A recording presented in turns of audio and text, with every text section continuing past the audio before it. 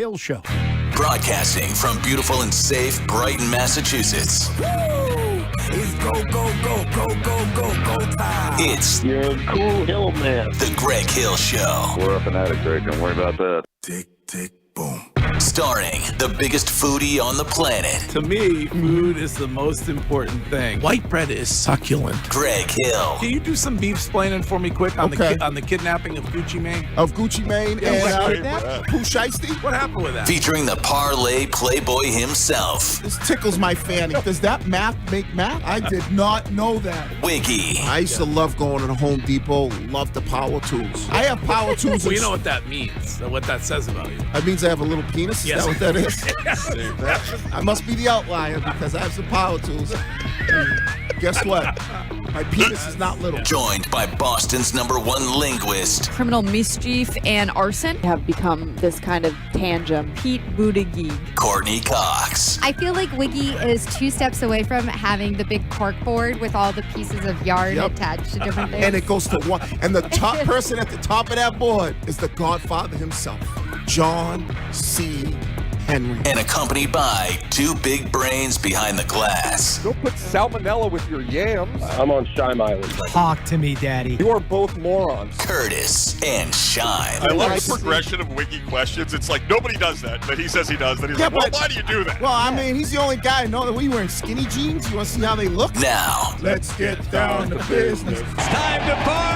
it's time for the Greg Hill Morning Show. Good morning. Good morning, everybody. Hello, good morning. Morning, everyone. Morning. Good morning, my neighbors. On Boston Sports Original, WEEI. Got my people. WEEI. When I say Greg Hill and you say show, Greg Hill. Greg Hill. Show. Greg Hill. Show. All right. Woo! It's go, go, go, go, go, go, go time. The games begin. Let's go. Tick, tick, boom.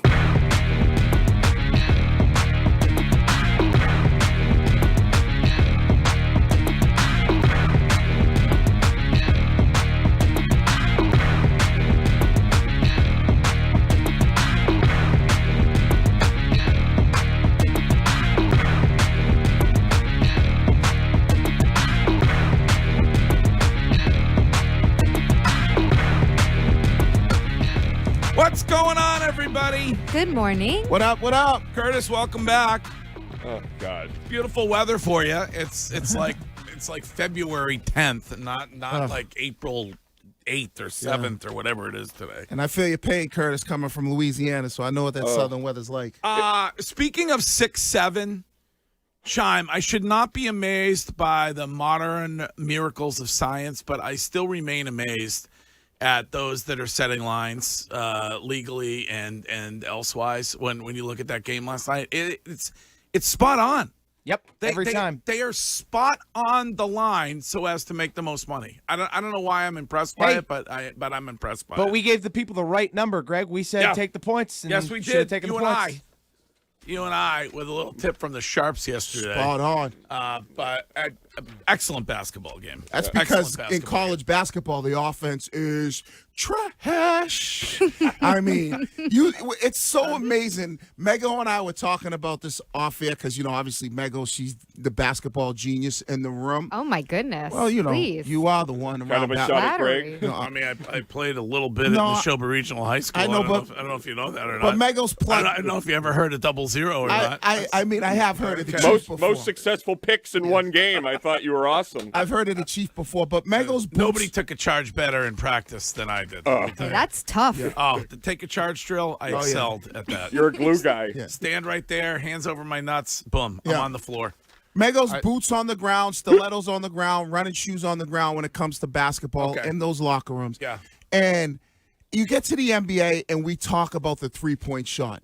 You watch college basketball, and I feel like these guys could not throw the ball in the ocean from behind the three-point line. The three-point shooting is so bad, and it's weird how there's really no transition. Like the college basketball game, and I think the reason why Michigan was able to win that game is because of their bigs and just the fact that they were just too big for UConn.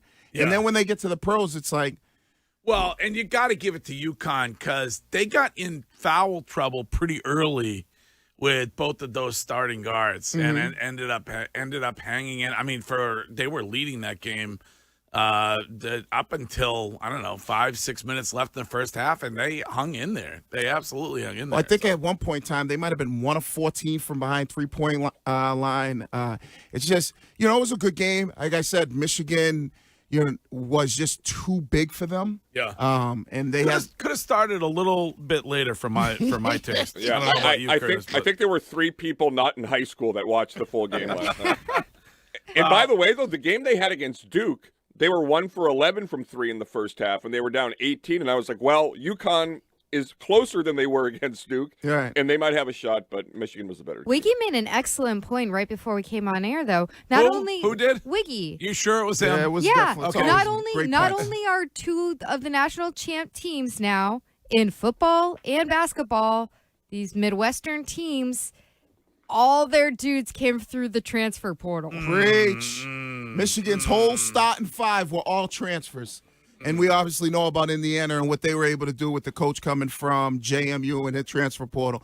But Michigan's, their whole starting 5 was all transfer guys, and it just goes to show you, I mean, the Big Ten's got to be loving it with football and basketball, but it just to show you how the world of college sports is transitioning into, the transfer portal world. 774 text, and a reminder that you can text us at any time during the show on the Subaru of New England text line. Looking for clarification, I guess, from you and maybe from Mego. Are you saying that the college game is better because there are less 3-pointers? No. I am not saying that. They do shoot a lot of 3-pointers in the NBA. Are the ratings better? Yes, they are. Well, I would say It's such an odd sensitivity by the NBA hardos. It's like, oh, the below the rim basketball and poor 3-point shooting is just diabolical. I would say that March Madness to a certain extent is probably better ratings than maybe some regular season games. But no one's sitting there watching Michigan and it's not Wisconsin regular season games. It's during better the regular... watch. It's more watched than the NBA Finals. More people watch these games than the NBA Finals. I would say March Madness. I agree with that. That was what I was saying. Yeah. But no, I'm talking about no one's watching Michigan, Wisconsin in the regular season. But Curtis is telling you that when it comes to the important games, to the playoffs in either college or the NBA, college currently outranks the National Basketball. Yeah, I would say in March Madness. Wise, yeah, March Madness, I would say is. Yes. Yeah, well, but no one's disputing that. I think because there are so many more people that are like, I would say, novice fans of March Madness, and they just love to get into it because of their office pools and that kind of thing. Yeah, but that hasn't always been the case. For the vast majority of my life, the NBA Finals have had much better ratings than the March Madness game. Yeah, I would think that the NBA has turned off some people because of the 3-point line. I think the NBA turned off some people because of the whole, Black Lives Matter and some of the stuff that was going on. I think that turned some fans away when the whole Trump thing and basketball players getting into some of the political stuff and not just basketball players, but the NBA. So, yeah, I would agree with you on March Madness. You really think that second part is a big part of it? Because yes. I know I'm a little delusional. Like I am the Lulu. I love the NBA, and I always have. Like, it was the league that I grew up with the most. I'm with you. So I don't know. Like, I'm gonna be overly defensive about it, and I know that. But for you guys, like, why do you think the casual fan is not as interested in the NBA Finals, even if it's like a good matchup? Like, Curtis, to your point that college basketball gets these great ratings deep in the playoffs and March Madness, not just like, the crazy first 2 days of play, right. But the NBA playoffs. Last year, I thought like the first 2 rounds of the NBA playoffs were excellent. Right. Yeah. Didn't go the way in any way that the Celtics wanted to, but it was really entertaining. Because nobody's going into their office and going, hey, let's do an NBA playoff pool. Where I think when you look at college basketball, there are so many more fans that generally might not watch the game, but when March Madness comes around, everybody's got a pool, everybody's getting involved, everybody's kind of watching it. It's still the like purest of these kids in the sense of like they're they're not professionals. They But don't they have, are professionals. But I'm They're saying- making crazy money. I'm saying when we were coming up, right? And so you're talking about these fans and versus these big egos and, guys like LeBron and not playing back-to-backs and three-point shots. And I told you, I think part of it was some of that stuff with the civil, the social unjust and some of the things that NBA players were talking about. Yeah. Well, it's interesting. But I mean, the Black Lives Matter was going on in 2022 when Golden State played the Celtics in the NBA Finals, and those numbers were big. Like, I don't. But think, if you don't think that that's a little bit has turned off some fans, but they've had March Madness has brackets my entire life. No, I know that, but I would think now would be less relevant because everybody can just bet on games. I know, but we're talking about the decline of the NBA a little bit, right? Right, I'm not talking in March Madness. The college. The Black Lives and the social unjust movement wasn't as big in college as it was in the pros. I'm not saying that's the main reason why, but there are fans who were turned away because of that. I know, and I'm giving you games that were after that and that had very good ratings. Right, and I think it's always the matchup that's going to help the NBA when it comes to the finals. I think it's always going to be the matchups that are going to help out. But I think there's a little bit of the three-point shooters, a little bit of this. The matchup plays a key role into it. Golden State, Boston was a good matchup. What was it? Last year was Oklahoma City and Pacers. The Pacers. Right? Yeah, that's not what the league No one wants to see that. That's not what the league wants. No one wants to see that. Like Boston and Dallas was probably a pretty decent matchup, and I bet those ratings did better than Pacers and OKC. Well, speaking of a product that is unwatchable, can we get to the Red Sox? Oh man. So I was flipping back once the national championship started. I was flipping back and forth, and I don't know where to begin on the Red Sox. They are now 2-8, the only team in Major League Baseball that doesn't have 3 wins. That is historically bad, by the way. They were talking about it on the broadcast last night. I think they said that when it comes to starting the season and losing 8 of your first 10, there have been only 4. You got to check me on this, Shime, but only 4 Red Sox teams in 80 years that have done that have started that badly. There may be less than that, but it is horrific over there. And it's last night the pitching again with the starting pitcher. Bayo had more walks than innings pitched last night. 4 walks from him, 3 innings pitched. You've got errors that guys are making. I'll start with Roman Anthony. Oof. I don't know what to do. I love the guy. It was a little league throw. I never thought I'd miss Johnny Damon's arm. It was honestly, it was very similar to my first pitch in Worcester. Right.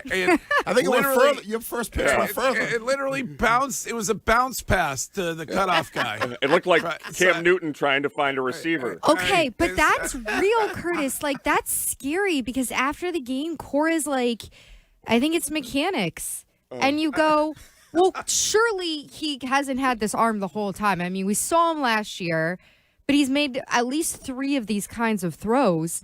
To me, I'm like, whoa. Is that like a mental thing? Right. Does he have the thing, as baseball players always talk about it, which is like the Chuck Knobloch? Yep. Yeah, the worst thing got like you can the have. Chuck Knobloch.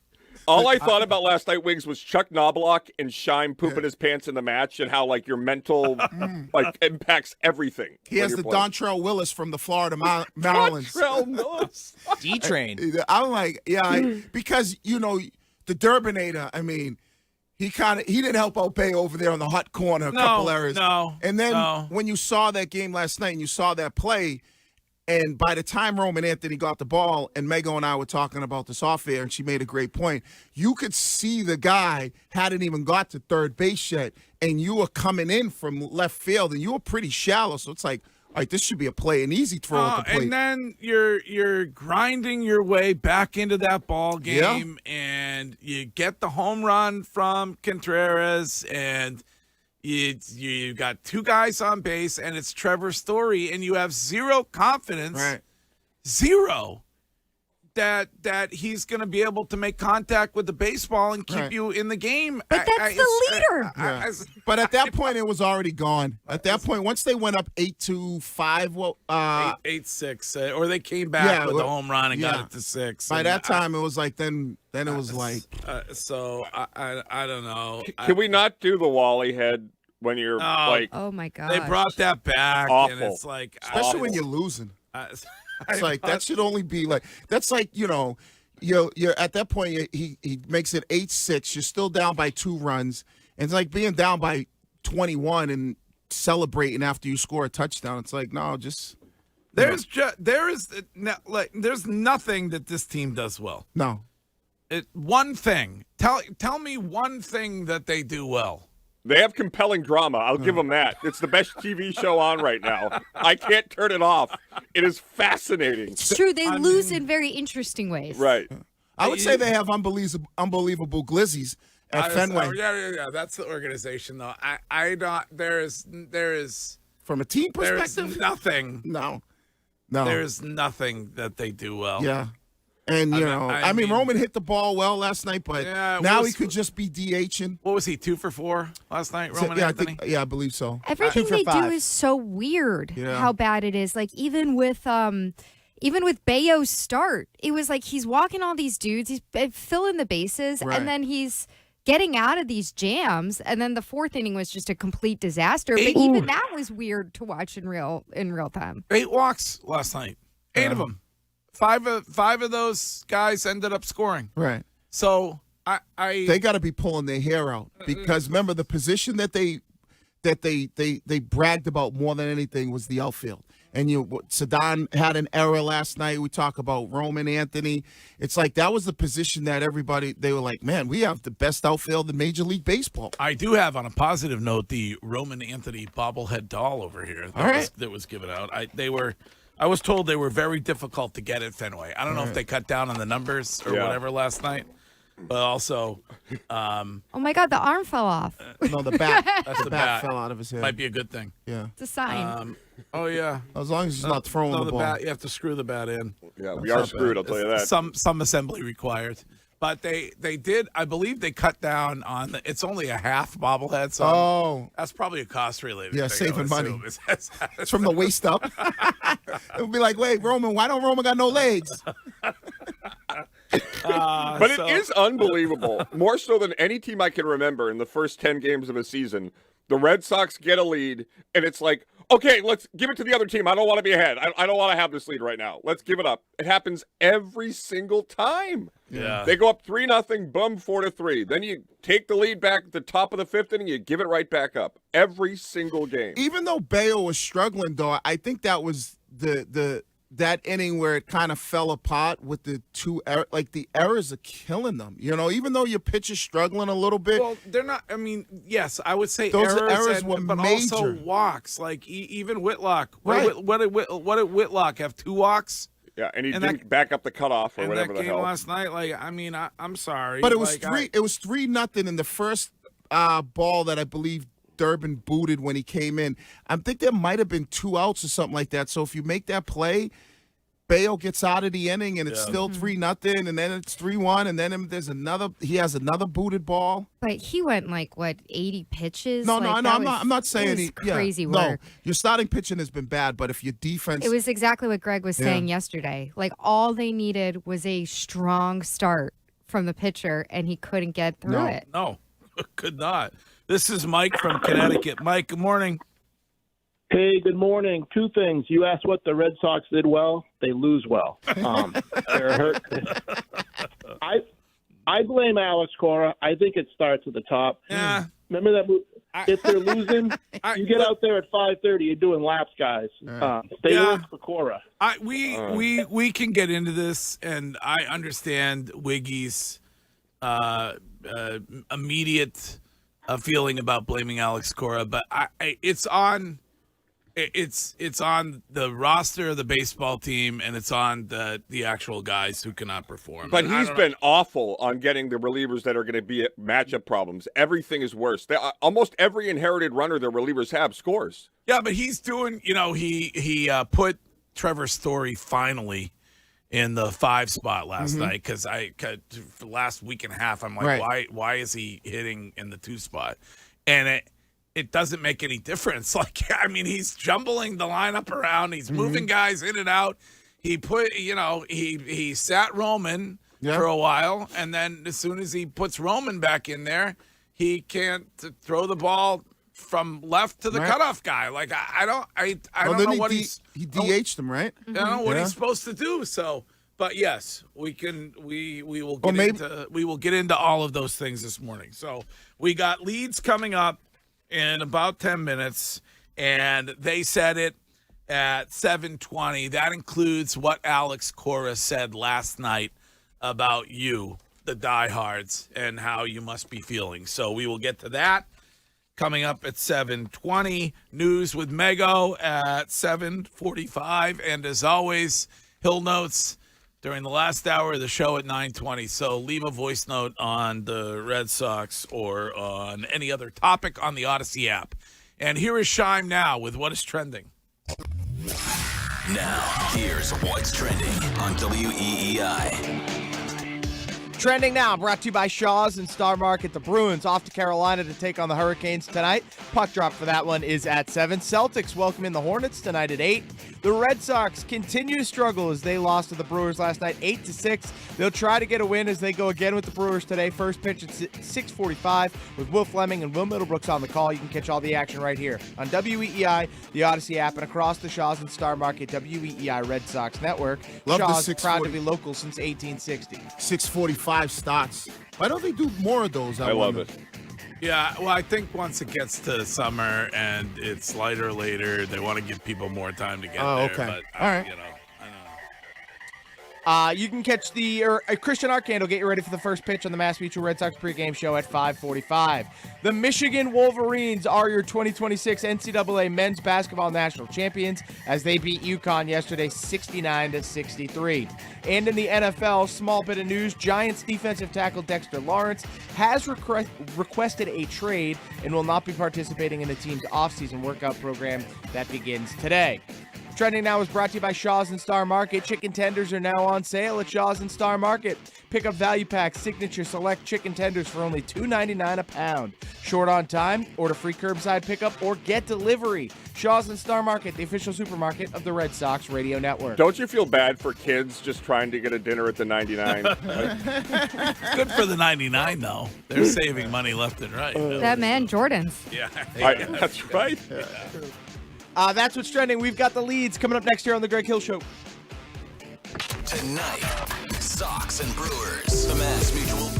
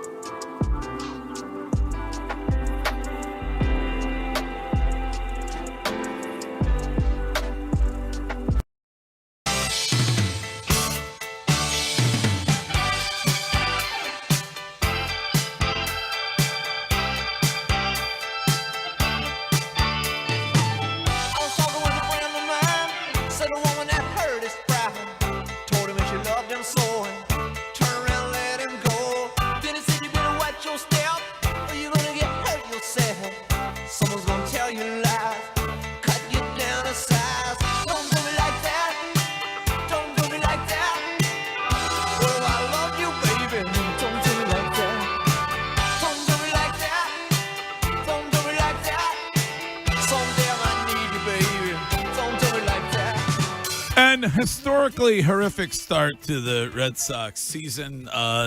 Yet another loss last night at Fenway Park, which, by the way, I got to give it to the diehards. It looked like it was not pleasant there last night to be there at that game with the temperature. And it's snowing in Rhode Island this morning, Curtis. Can we get a break, please, from winter? Like, can we be done with winter? I would love. Please? I don't know why I got home, and this is where I live. Yeah, it's just enough. We've suffered through it. We had a blizzard. Like, give us a break. This is Jim from Manchester, New Hampshire. Hello, Jim. Good morning, Greg. I love you guys. I love your show. Thank you. Hey, Greg, I'm about your age, and I don't think I've ever seen a Red Sox team this bad. And I just don't see any direction they're going to get better in. And what does Breslow and Kennedy tell you when they talk to you? Well, I mean, they have no excuses. No, they don't. Jim, off the record, they tell us they're tanking. Good morning. Sam Kennedy. Curtis, I'm right with you, brother. I'm blaming on John Henry. My man. Well, what did the poll results end up being after a whole bunch of votes? Any idea, Curtis? I think Mitch showed it in the first segment briefly in like 58% for Henry. Yeah. Or 55%. There it is. 54.5% John Henry is most to blame. Number 2, Breslow, Cora, way down at the bottom at 9%, which is shocking. Well, listen, I want to discuss this morning because they got to change something. I don't know if you fire somebody or what you do, and I'm sure that it's going to be a part of some leads, so I won't get ahead of myself. But I understand that the finger gets pointed at John Henry. From my perspective, it's the roster. The roster stinks. Craig Breslow has this odd desire to focus on pitching and to go out and get 127 pitchers on his baseball team, and they cannot deliver when you need them to deliver. I lean toward the roster construction as being the issue when it comes to this team, but that we can discuss where the blame lies. It's horrid. But Greg, it's embarrassing for the Boston Red Sox. But Greg, do you think when they went into that offseason, when who left when they gave Kyle Schwarber? Yeah. So they had that brief work stoppage negotiation period, and then in the middle of March, the Red Sox, when they still had Xander Bogaerts, gave 6 years, $120 to Trevor Story, which was just a reaction to the fan base saying, "Why the hell didn't you call Schwarber back? The guy was awesome." And then this offseason, Bregman doesn't do the no-trade clause. And then, we're going after Ranger Suarez for $130 million. Yeah. The roster construction is bad, but it's also totally half-cocked by an owner that's not there every day, and he gets nervous about the fan interest, so he just spends money on guys when he gets criticized without thinking about how it may impact the actual team. No, you're right. Sorry, Mego. The biggest deals of late are all reaction deals. Exactly. Including the Devers deal. You know, that was a reaction to Mookie and to Bogaerts being gone. And so that's a smart reaction at that point in time. Nobody ever questioned the Devers deal. Like, Devers was worth that money. Well, they questioned it clearly internally, right or wrong. They questioned it because they want to get out of it. They wanted to get out of it because of the issues. But when you signed Devers, like, that was a smart thing. Like, the conversation would become, like, do you sign Devers or you just sign Bogaerts? And, Bogaerts ended up getting $285 million in San Diego. Hold on. Back to my one thing. I think Steve has one. Steve? Morning, people. How are we doing today? Good. Steve, one thing. Just one thing, please. One thing this team is good at. What is it? They strike out very well. Okay, yes, striking out. Yes, okay, very good. Yes, yes, thank you. Striking out. One thing. That was Steve's best call. Well done. You strike out a lot. Yeah. All right. Let's get going on leads. Sean, please. This is the Greg Hill Show. Time now for the lead.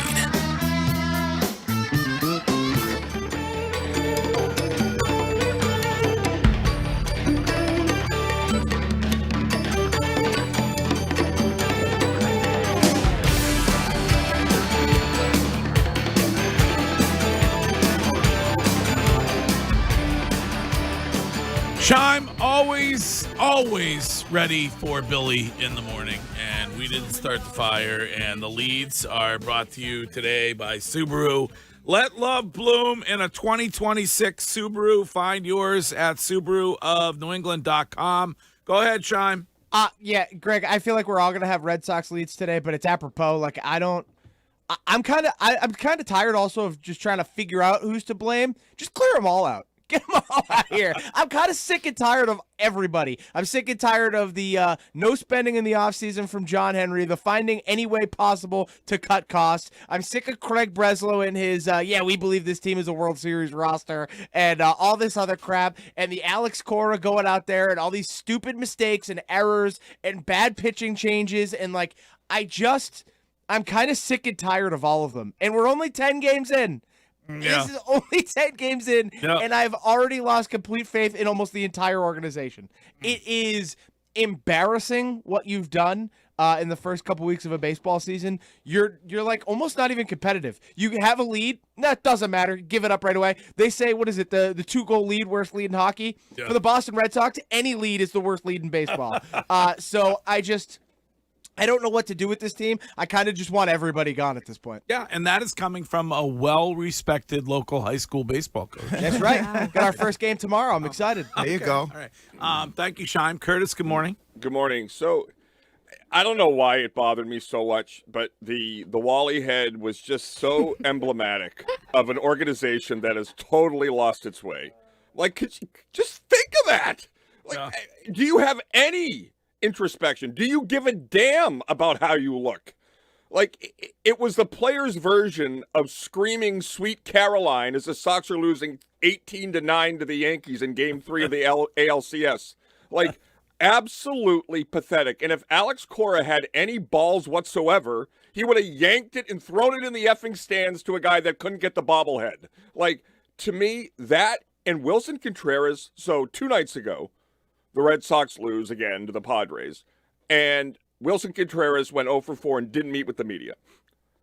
Last night, he gets barely hit, grazed by a baseball, and he's screaming at an umpire. They're trying to kill me. It's all me, not we. And Alex Cora is never going to get fired, from what I know. They are never going to fire Alex Cora. Maybe they could, move him to another department, as in GM. But I don't know how, in my Red Sox viewing lifetime, a manager with these results is getting the fewest amount of the blame. Like, just by rote, you would always blame the manager. It was like one of my favorite things to do growing up. And now you're sitting here. I honestly don't know what you do. What do you do? What do you do? You're not going to fire Cora. Okay, like, last year you tried to trade Devers. That helped. So who are you going to trade this year in May? I don't know. But they are totally and completely rudderless, but they are entertaining to watch. Well, I feel like Bresbot is going to be the sacrificial lamb. Like, I feel like that's going to be the go-to. I guess. Could be Cora, though. I guess. Good morning. I guess it happens end of the season or whatever, unless they somehow turn this around and win 10 of the next 12 or what. But the reason why I think it could be Cora is because everybody, that is a baseball writer or talks about the Red Sox or people who just looked at it, there were a lot of people that were saying before the season, and even coming from the Red Sox organization, this is why I think it could be Cora, that this team at the beginning of spring training, this roster was better this year than it was last year.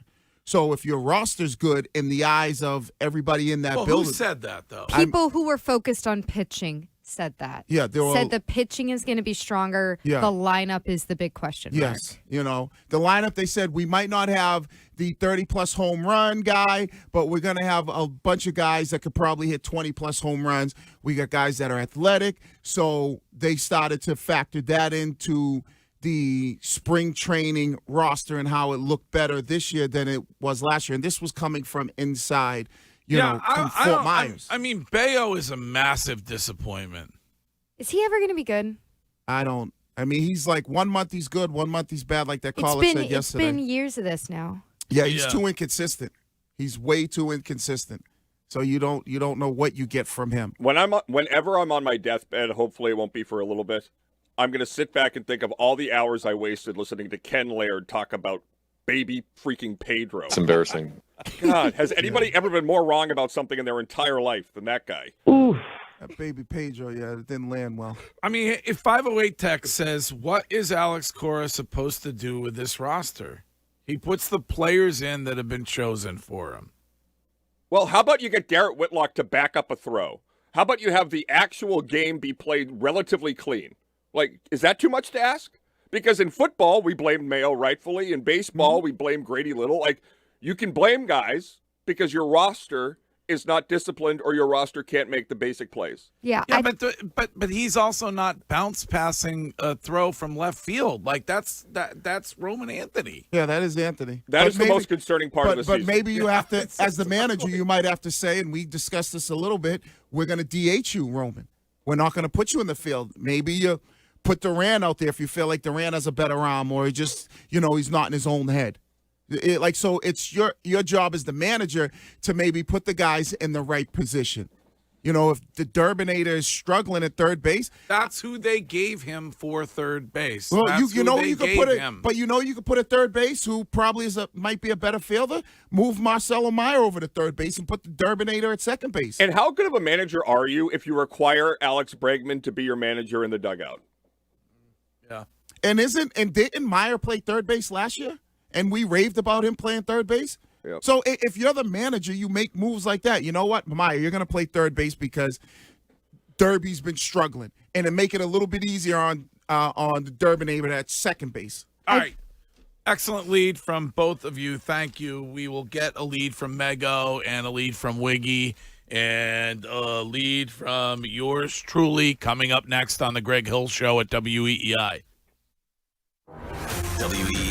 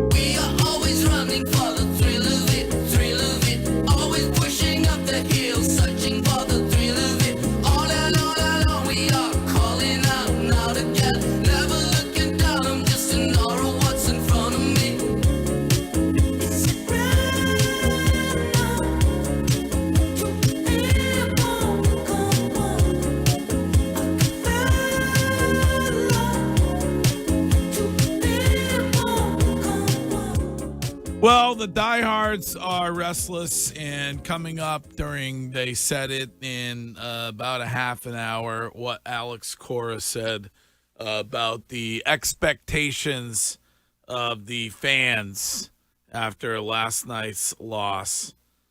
Third in a row. That is 8 of 10 that the Red Sox have lost to start the season. So we'll get to They Said It coming up. News after that. And science, unfortunately, this morning has bad news for Mr. and Mrs. Wiggins. What is an unintended result, apparently, of the success of the GLP-1 weight loss shots. So that is coming up during the news a little bit later on. I would like to mention that we launched a fundraiser with the Greg Hill Foundation last night for a family in Maine, and I'm hoping that you might give. And this story is just horrible. And hello and good morning to those of you who listen to the show in Maine. And I know you will want to help a local family out. Ryan Jennings and his family were in Florida last week and visiting the parents, and the kids were swimming, and there was a rip current, and Ryan Jennings went in and saved his son and his daughter, but unfortunately they were not able to save him. So we are matching your donations today for that family up to $5,000. And I hope that you, if you can, that you will give when you go to thegreghillfoundation.org. That's thegreghillfoundation.org. And our mission is to be able to help those families out immediately with no red tape, and to get the money to them immediately within 24 hours. So if you are inclined to give, I would say thank you. And that's it's a hero dad right there.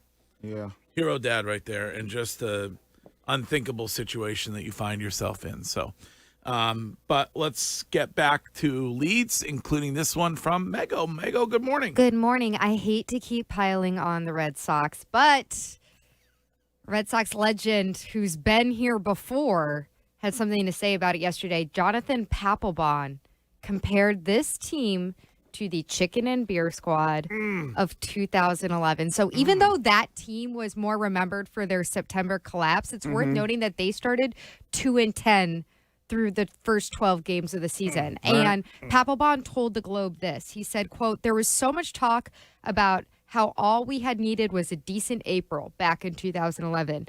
We wouldn't have been in that situation." He's talking about in September. The great Tim Wakefield would say, "You break up this season into games by tens and try to win at least 6 of every 10. But you put yourself behind the 8 ball so much, now you're having to win 7 out of 10. Yeah. And Pedro Martinez says, "April is a time when you really set yourself up for failure or success."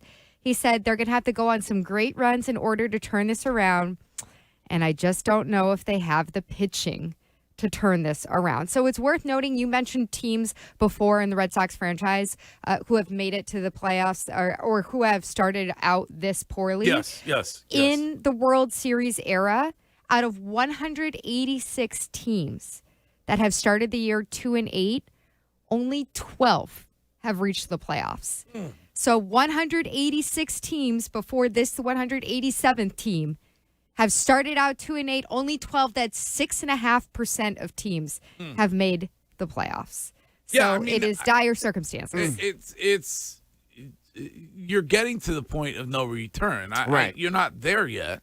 Close. But it was easy to look at last season and say, listen, they started off and they were only winning when it was a crochet day. And so, but they turned it around and they were a wild card team. So you're able to look at that. Eventually you're not going to be able to look at that. Yeah. We're past the last year, though. Last year you started off, 1-4, something like that, and then you turned around and you ripped off 5 straight or something like that. So that kind of balanced it out a little bit. Now you're, 2-8, 2-9, whatever the hell they are? Yep. And so it's horrible. This is Nate. Nate in the car. Hey, Nate, what's up? Hey, Hey, good morning. Curtis, you tell me when you're making that lobster poutine, do you use chicken with that lobster poutine? I mean, look at Durbin, right? You know what I mean? And what is Alex Cora supposed to do with Durbin? Okay, he wanted his man Bregman. So we all know this comes down to Henry not wanting to spend and treating his organization like it's a freaking, like it's a stock market with stocks. And you can't do that with this team. And then you sit there and want to say, $300-$400 to sit behind home plate.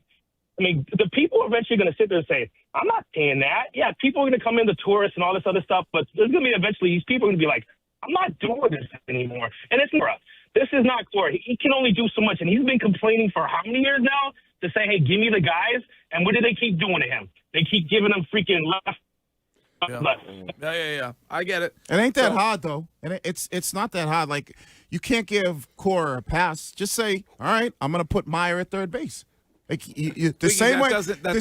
It doesn't solve the situation. No. Then why is Cora the third highest paid manager in baseball? And it's the same way when you felt like Devers couldn't get it done. What did you do? You put Bregman at third base, right? So you're telling me you can't go, all right, let's, we know Meyer's a really good infielder, defender. We had him play third base last year. Durbin, not only is he struggling at the plate, but he's struggling in the field. We're going to put Meyer. Bregman is like a 5-time Gold Glove World Series winning perennial all-star. Like he won the Gold Glove. The Durbinator is not. No, I know Marcelo that. Meyer is not. Like I don't. That analogy is weird. What do you mean it's weird? It's about the manager making a different decision in his lineup. That's what you're there for. The guy just told you that you can't hand somebody chicken and ask them to make you lobster pie. Like it doesn't happen that way. Okay, but Greg, why would you pay a premium for a manager if they're just like everybody else?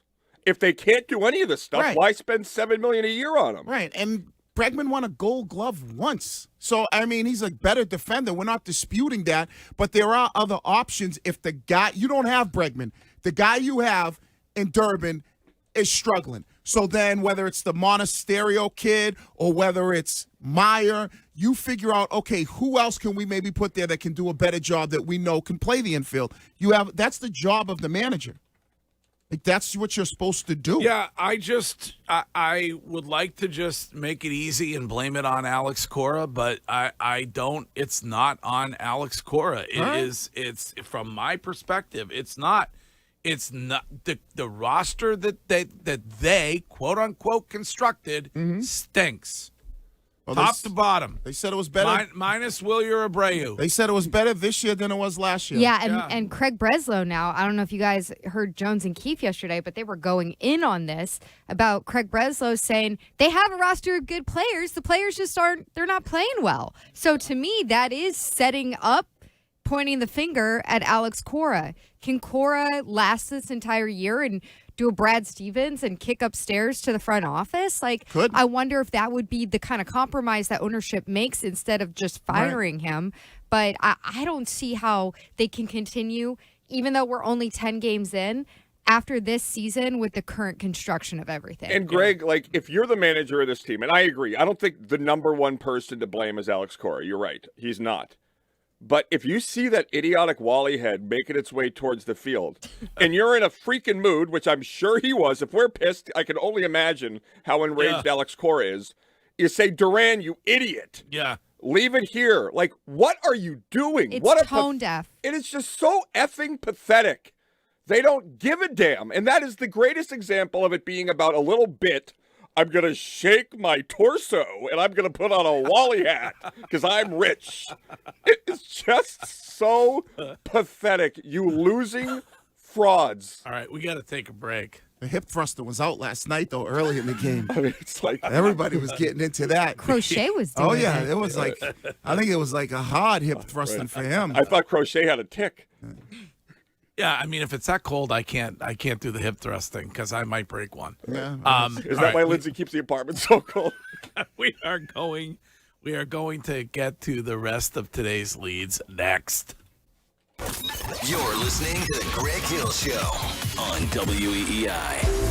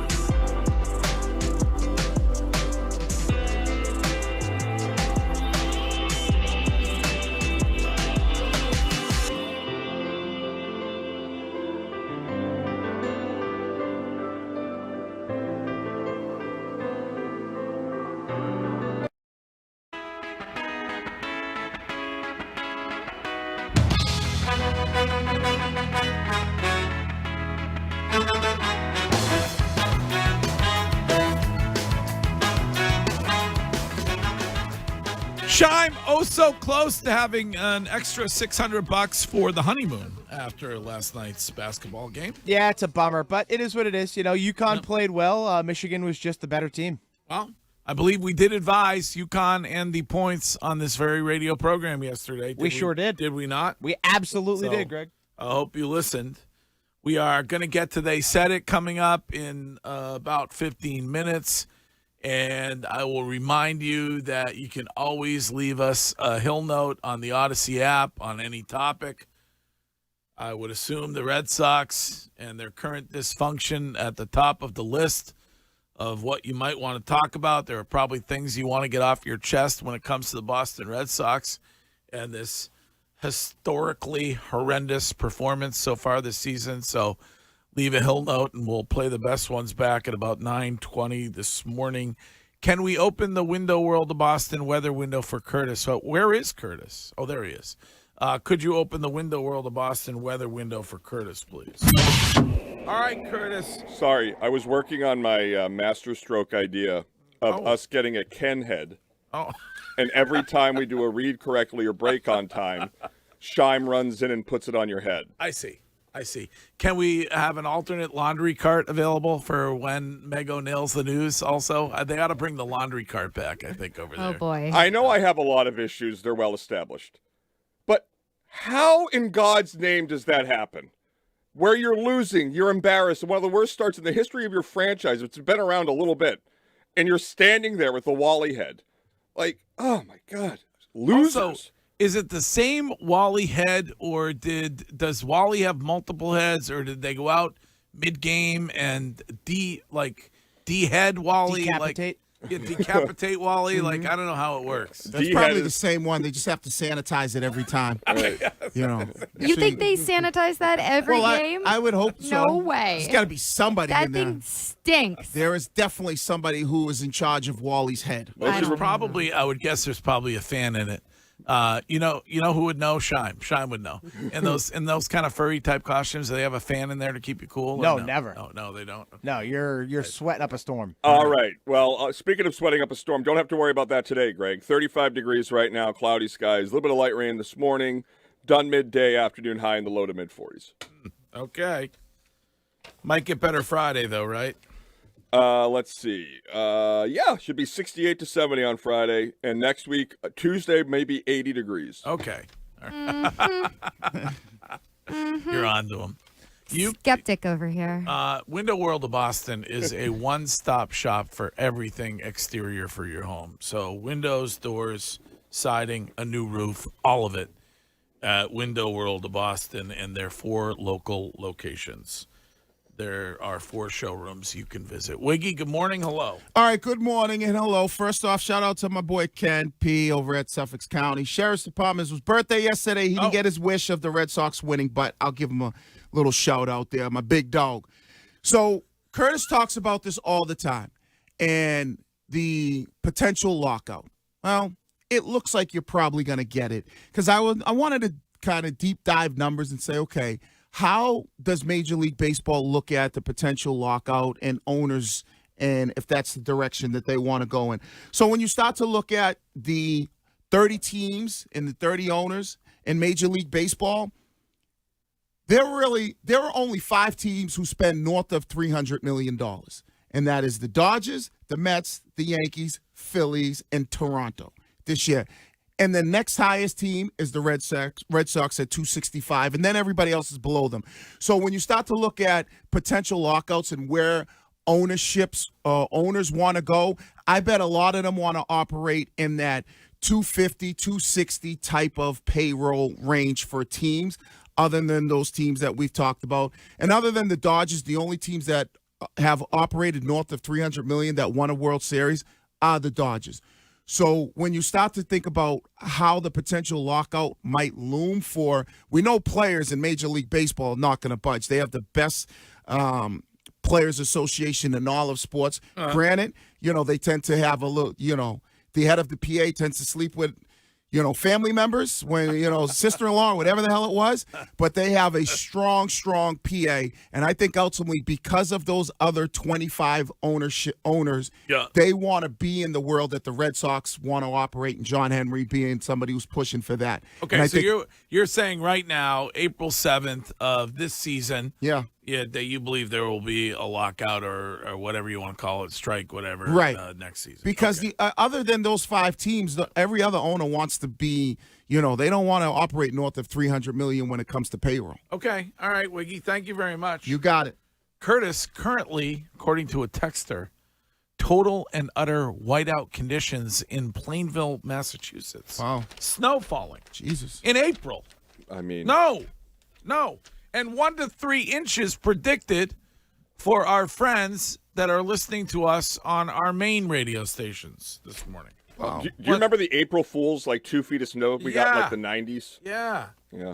I don't know. Global warming's over. Wiggy, thank you. You got it. Lawmakers here in Massachusetts are about to pass a bill tomorrow which would ban social media use by those under the age of 14. What? Okay. I was going to ask, is that you feel good about it? No, I think it's stupid, but it's the government, or Massachusetts, I should say, that they want to put their nose in everything. Oh. You won't let adults have flavored dip or flavored vape pens, but you'll let them stuff their face with Big Macs and as much alcohol as they want, and then you're telling people how to raise their kids. What are we doing here? Why can't 14-year-olds buy alcohol? No, but it's 14-year-olds can't. Right. It's about you as a parent. I don't want you. So should a parent? Whether you have a parent or not, no. you can't buy alcohol. So should Massachusetts tell you how to raise James? No, but he has to wear a seatbelt when he's in the car. No, he doesn't. Yes, he does. It's a law in Massachusetts. But he doesn't have to wear one. I'm sorry? He doesn't have to wear one. It is the law. No, but he doesn't have to. You make him wear one. Of course. Right. So when you start to look at this, it's about you as a parent. I don't need Wiggy, you're the one who tells me, and of all the parenting advice I've gotten, Wiggy, you've given me the best. Right. You are a superb father. Right. When it comes to this stuff, most people that this would impact is not someone who has a mom and a dad that are engaged in their life. This is for people that slip through the cracks, or the parents have to work full time just to pay the bills. This is something that, I guess my question to you would be, what's the downside? I think it's because there are probably a lot of people who raise their kids. There are some people, you're right, there are some people without a mom, there are some people without a dad. I grew up in a single parent household, but there are some people who are being raised by their grandparents or a guardian. But the rest of the people who are being raised by somebody that is responsible, that's the one who should raise that kid, not the state of Massachusetts to tell us how we can and can't raise our kids. So I'm not a parent, so I can't speak from that perspective. But the perspective I can speak from is I am the age of millennial where I didn't grow up with social media. I grew up with with AOL and stuff. And then when I was in high school, that didn't come in until I was in high school. Okay. And that wasn't really a big thing. We didn't get Facebook until we were seniors in high school. And so that's kind of around a little bit later than this age that's proposed. And I just had to say, from my own perspective now as being an adult in my 30s, I'm so glad I didn't have this widespread social media like Instagram or TikTok when I was in high school and younger. And even when I was in college, Facebook was the main thing, and it was mostly for other college kids. So it wasn't like you had to worry about somebody that you're interning for seeing your Facebook posts of you playing beer pong, even though it's something that innocent. I kind of think that that's the best way to do it. I don't think I wouldn't want to sit here and have the government tell other people how to raise their families or what their kids can and can't access. But I just think that everything that we've seen over the last 15 years of what social media does to these kids, it's hard to find much upside that argues in favor of it. And my personal experience was great. It wasn't flawless, but not having access to the social media until I was almost in college worked out great for me. Well, there are probably a lot of things that kids, 14-year-olds do that are positive and they're able to get from social media. But it's no different than when I was growing up. They wanted to ban hip-hop music or they wanted to ban certain video games. But this is so much more intense, Wiggy. I almost called you my daughter's name. That flatters me. Mago, it is not. It is not. When Greg was growing up, it was probably the music, it was movies, it was this. Yeah, when I was growing up, they were like, Marilyn Manson is getting kids to be violent and nobody should buy Eminem records. I'm going to say this. It's always that. I get it. This is different. No, here it is. I can get you don't have kids. But when you do have kids, I don't want the government, I don't want my state, I don't want my city, I don't want anybody telling me how I should raise my children. If I want to have my son or my daughter on social media, and if they want to be on it at 12 or 13 years old or 14 years old, that's my decision, not Maura Haley's decision, not some state representative or whoever the hell it is. If you don't want your kid on social media, guess what, Mago? You don't have to have them. Or Curtis, you don't have to have them. I don't want the government telling me what the hell I can and can't do. No, I mean, I hear you, Wiggs, and obviously you have strong points. For me, the big reason just is something that's not the same, but people like uniforms in school because everybody's the same and you're not being judged constantly about what you can afford or what clothes you wear or whatever.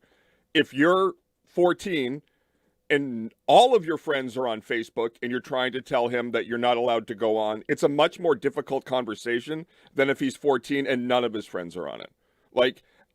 To me, I wish the government would remove predatory people from those types of websites and apps so that our kids could go on there and they would be safe and all of that, but that's just not the reality. Right, but the kids will never be safe. There'll be skinners out there that'll be walking the streets, driving around in white vans looking to snatch up kids. Back to the white vans. Yeah, I mean, with the clown masks. It's like why is it always white?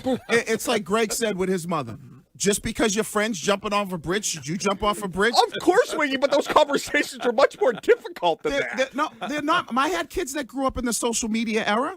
It's up to you as a parent. It's lazy parenting that you need somebody to tell you, hey, I get the uniforms in school and I get banning cell phones in school. Got no issues with that. Yeah. But that's a part of this bill also is banning cell phones in schools. I got no issues with that. In the school premises, you want to all wear uniforms, Curtis, I get it. You all want to wear uniforms, everybody looks the same. Yep. So then I can't clown your shoes, but they'll figure out another way to clown They you. will. But They will. and you want to lock up the cell phones from the beginning of school, I got no problem with that. But don't come in my house telling me what my kid can watch, what my kid can't watch. What they can eat, what they can't. What they can't eat. Oh, Yeah. we're banning who's the guy that Courtney hates with the deep voice? The Kennedy guy. RFK Jr. One ban chocolate. With the deep voice. Yeah, his voice is all jacked up. Is he trying to ban Well, chocolate? he's like trying to ban all these candies and stuff like that. Frosted Flakes. Greg, I just was reminded I have a douche move ruling later in the show if I could have it. All right. But separately, flying back, I have never heard this before. They got over the loudspeaker and they said, we have a peanut allergy, so if you're going to have nuts and you're sitting in the first 3 rows, don't. But if you want one, you can walk back 20 rows and have one. I swear to God, verbatim. What type of allergy knows exactly what row you're in when you're eating a peanut butter sandwich? That's a great lead, Greg, because it ties into the other lead about the stupid politician who wants to ban player props here.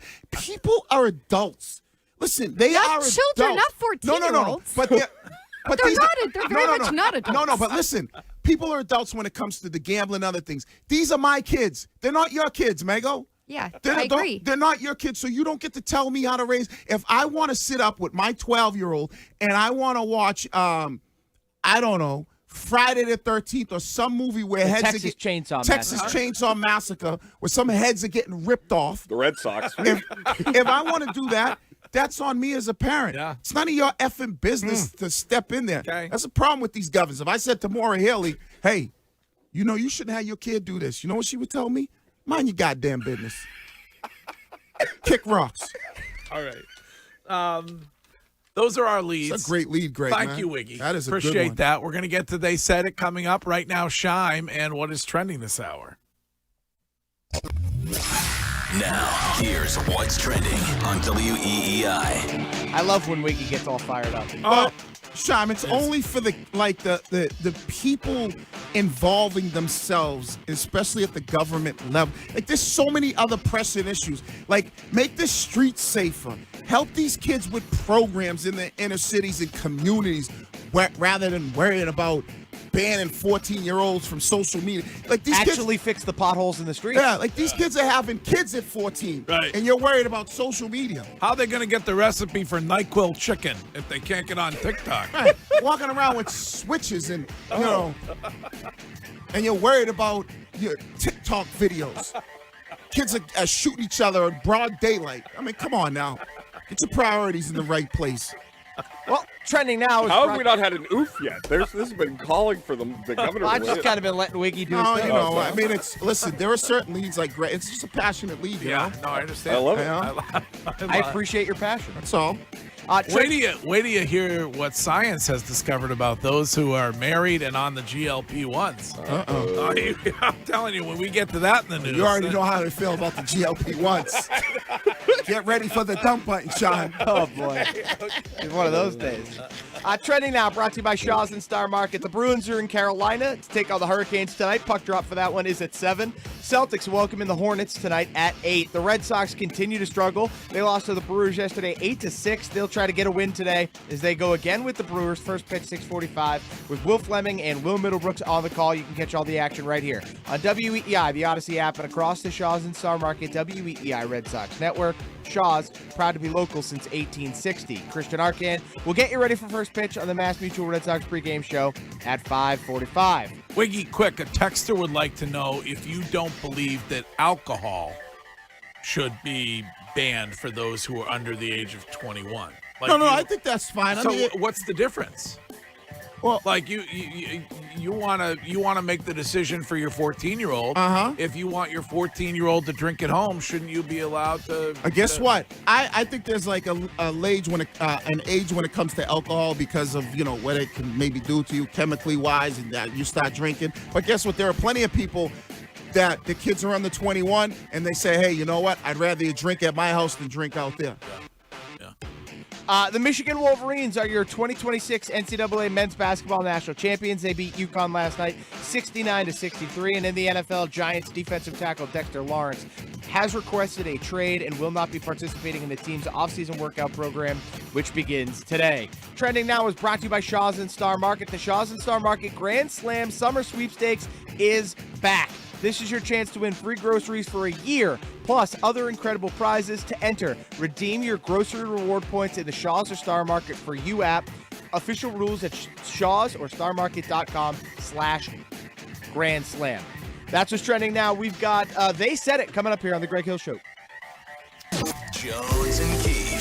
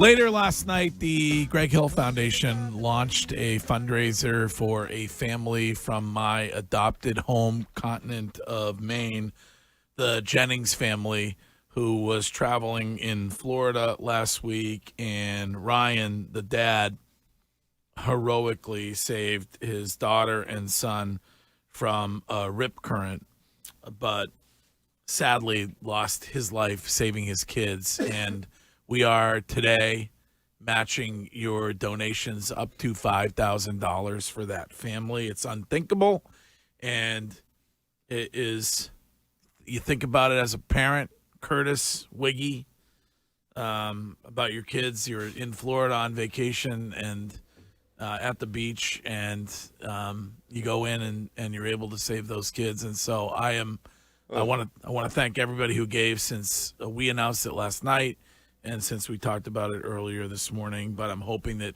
that you will, if you can, that you will give to that family when you go to the GregHillFoundation.org and make a donation, and we will match your donations up to $5,000. We use hero a lot, but that is the definition of it. That is heroic. Yes, that's true heroism. So, all right, Chime, let's get to it. They said it. It's time for They Said It. They Said It. You know, some of these rats around here. We scored 16 at Yankee Stadium. Suck on it. Duval. Humbly, one of the best basketball players in the world. They Said It. The Greg Hill Show. They Said It, brought to you today and every day by Catches Law. And at Catches, they don't just work here. They live here. Their attorneys and their staff are your neighbors, standing beside you during your toughest moments. And the results are really good. Over $3 billion won for injured New Englanders. So if you need help, go to catcheslaw.com.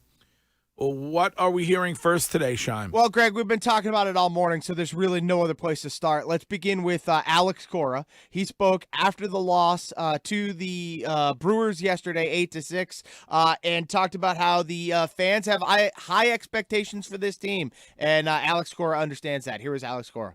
You know, like Sean said today, offensively, that was better. I think we struck out 4 times, right? For doing play, hit the ball hard. Did a lot offensively, and I think the last 2 days you can see it. You know, it's been better, but obviously not enough, and that's how it works. You know, and that's why we love it here, right? Because their expectations are up there with us. You know, and right now, you know, we deserve whatever they're thinking, or you know, we're not playing good baseball, and we know it. Well, what they're clearly thinking is they want John Henry to sell the team. I mean, you heard that loud and clear from the fans. I don't believe that's ever going to happen, though. No. Do you, Curtis? Do you think that's ever going to happen? I don't know. I mean, I wish he would. I don't think he will. I mean, I think Mego mentioned it yesterday that they own literally the entire footprint surrounding that stadium. It is called Fenway Sports Group. Yeah. So if you sell Fenway, you can't really be called Fenway Sports Group with all your other commodities, but I wish you would. But honestly, the fans have been the lone bright spot this season. They're there. It was gross last night. They're seated. It was full. You saw all angles of the park, people doing the recordings of the Sell the Team chants. They're hearing it. You know they are, so maybe it'll change something. That's why they won't sell it, because even though they stink right now, the fans still show up. Right. You know what I mean? It's a cash cow. Why would you, that'd be just bad business, Greg. You've had plenty of businesses. You don't sell something that's, bringing in the dough. Well, the problem with what Alex Cora is saying is that depending on the night, it is a different issue. The result is the same. They lose. So he can talk about hitting the ball last night, and he can talk about Contreras and the home run and being in it in the bottom of the ninth and having the tying run at the plate in Trevor's Story, but they, the pitching stunk last night.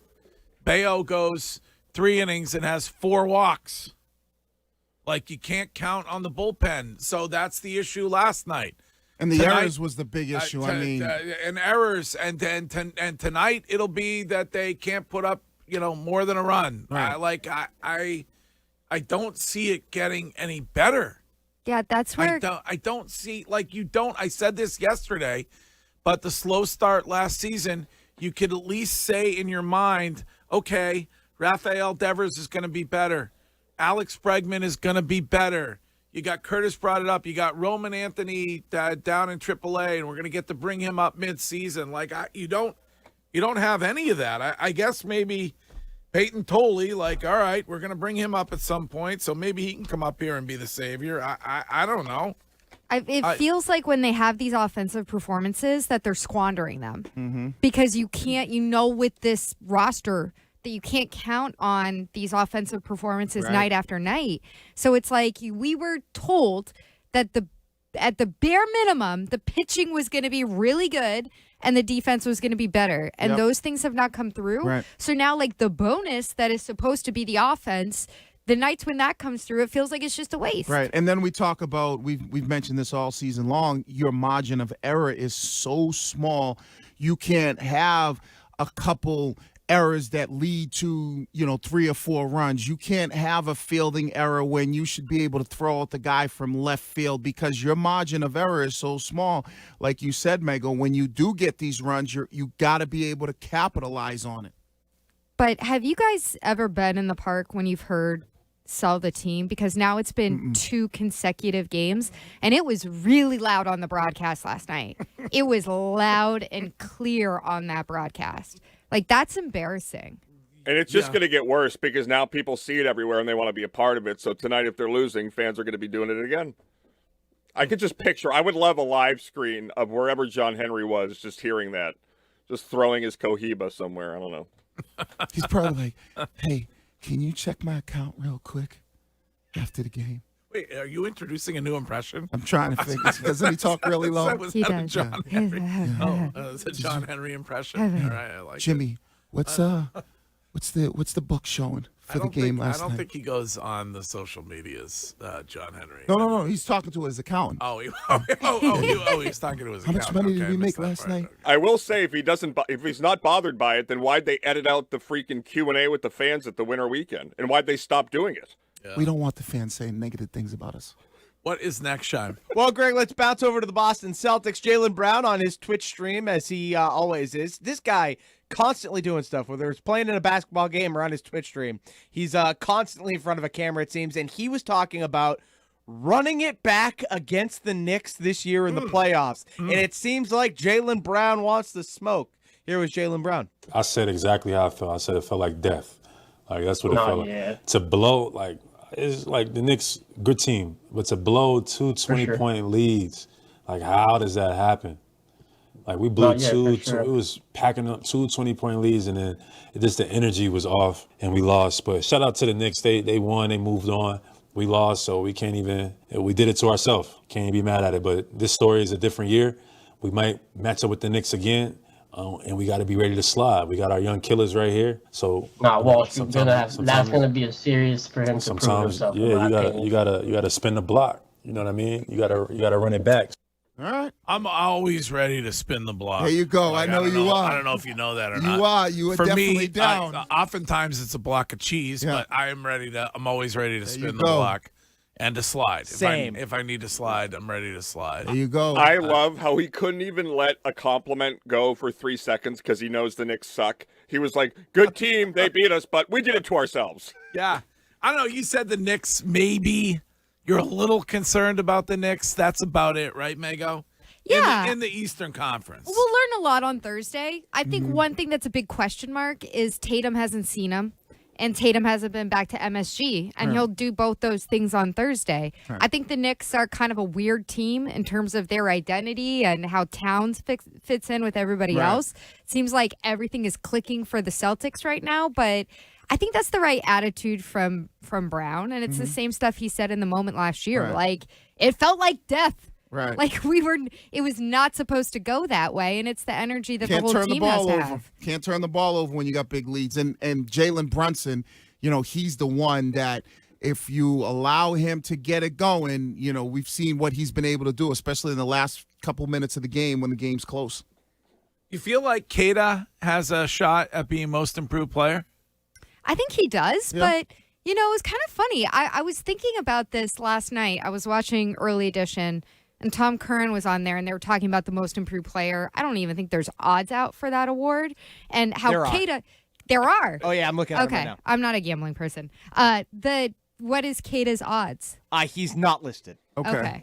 So there's not odds for him, which should tell you something.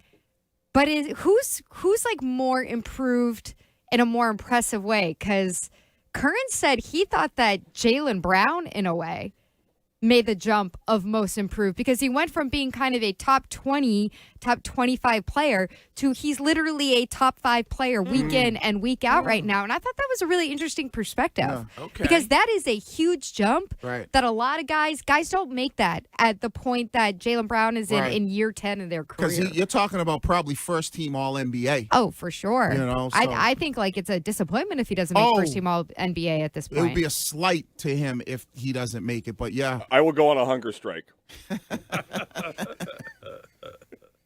All right, we're going to take a break. The rest of They Said It continuing next. You can watch The Greg Hill Show live stream every day on Twitch and YouTube.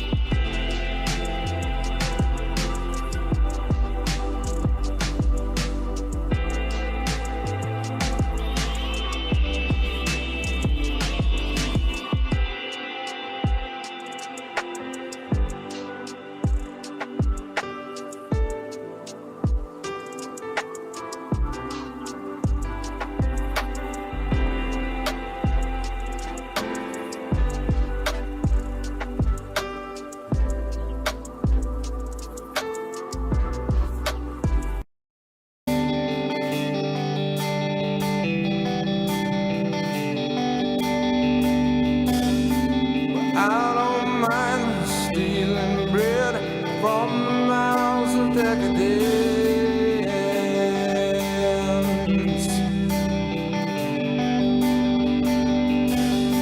but I can't feed on the powerless when my cup's already overfilled.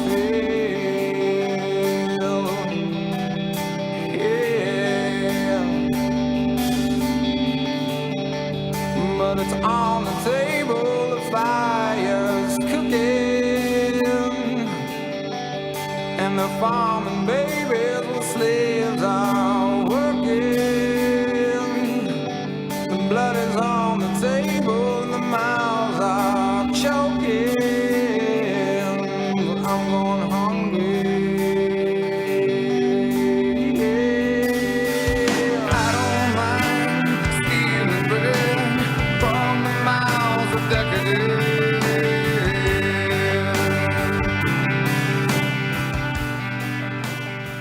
I hear what you did there. Curtis brought up Hunger Strike. Great job by you, Sean.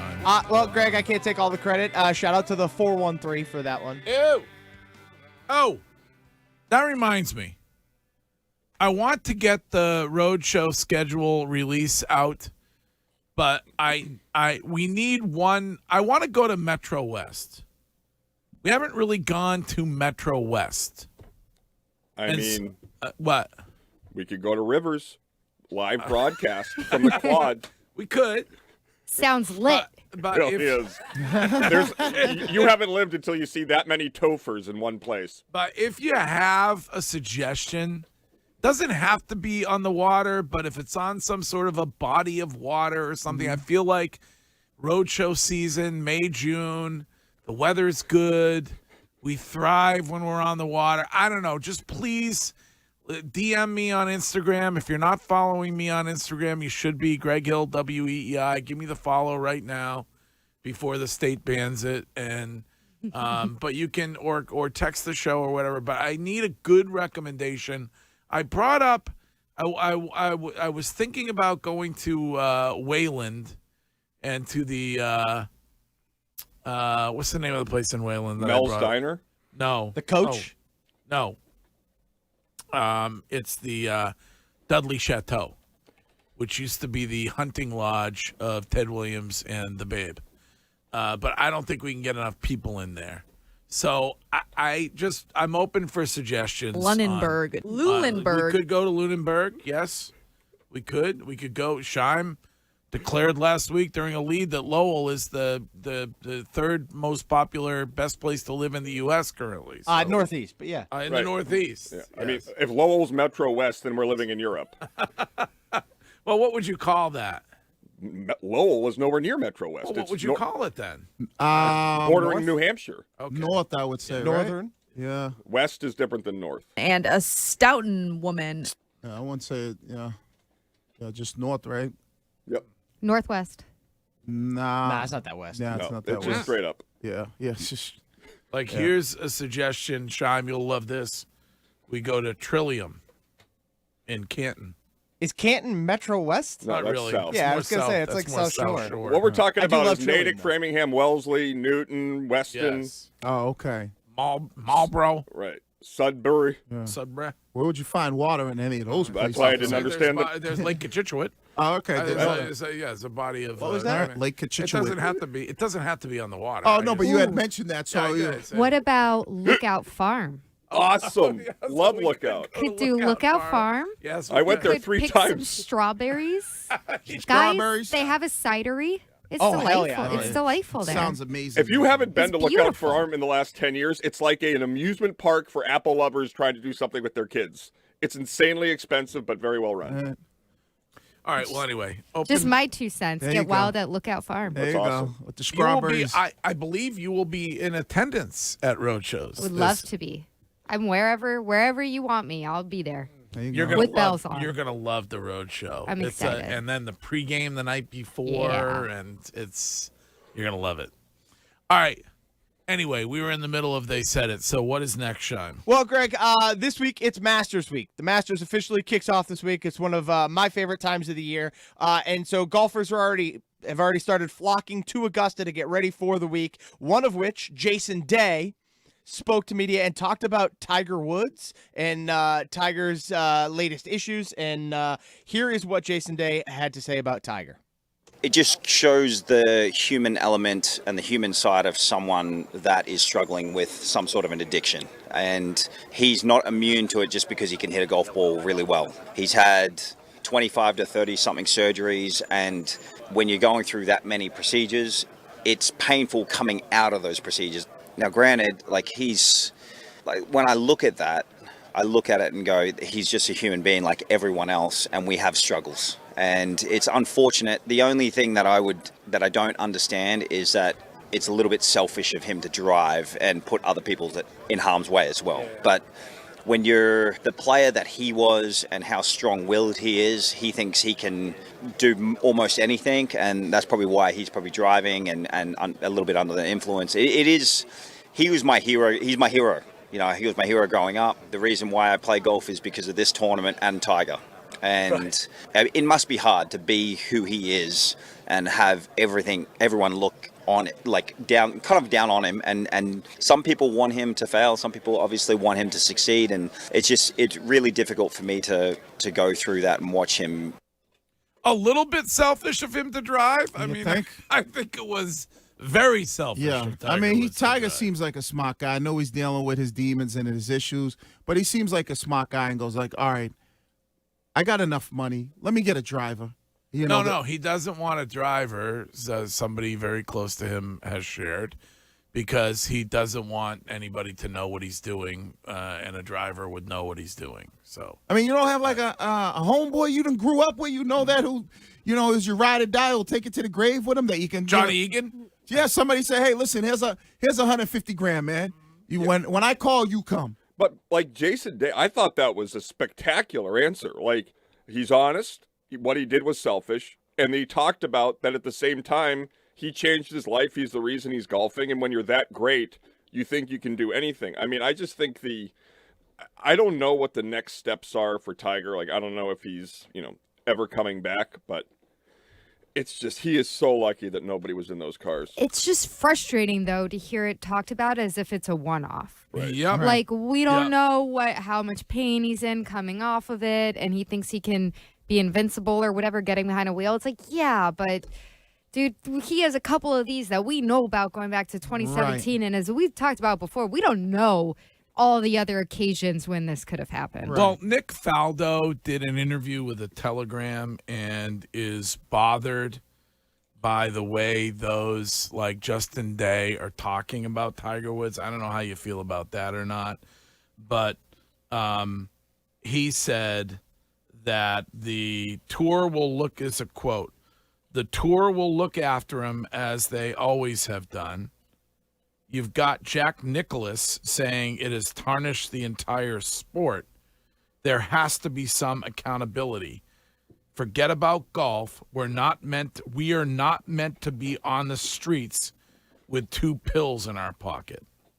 So he thinks there ought to be repercussions for Tiger Woods, who more so than going to rehab or whatever it is, he is paid $20 million by the PGA Tour. He has a high-up job with the PGA Tour. And he thinks that there are those that continue to make excuses for him. Yeah, well, it's true. I mean, think about it. Whether it was, Andy Reid's son, Rashee Rice, like when people do things and they're driving and they put other people in harm's way, whether it's speeding, whether it's driving under the influence, we're always like, get that he should be fired. He shouldn't be playing. He shouldn't be coaching. He shouldn't be doing this. So I think, if it's somebody who has a pattern and has this history, like we know that this is what he's done, there should be at least a suspension for him to be like, all right, you need to go get help, and then we'll reevaluate. But do we think he's been given a pass on this one? Yeah, I mean, Tiger's been given a pass. No, a bit like on this specific incident. Yeah. I feel like people were enraged about it. Who's enraged? Like, honestly, like, who do you Nick really... Faldo, we just heard from him. I think it's the older guys. Yeah. It's not the young guys who he was their hero. Yeah. But have you seen it anywhere, like, the talking heads being enraged, like, where are the Stephen A. Smiths and the, all these people beating their chest about, how we shouldn't be doing. I just feel like, I don't think there's been a lot of, I don't want to use the word criticism, that's the wrong word, but I don't think there's been a lot of people shouting at the top of like the talking head saying, oh, Tiger needs to be suspended. Like outrage. Yeah, it's just like. If you want to understand Tiger and see the most heartbreaking part, go watch the HBO documentary about him. And the smile on his face when he's playing with his girlfriend in high school. Was it high school, Greg, or college? Yeah, high He's school. doing like an air guitar. It was like, oh my God, the guy. And then his parents made him break up with her. Right. Unbelievable. All right. Well, 2 sleeps till the Masters. Shy.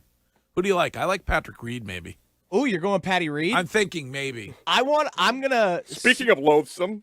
I'm going to sprinkle... I like a little sprinkle on our guy Jake Knapp to finish in the top 10. Okay. I think he shot a 62, the low score of the weekend at the Texas Open, and he's been playing great all year. Don't I sleep really like on Knapp.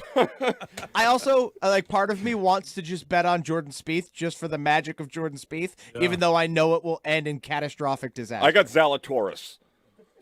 All right.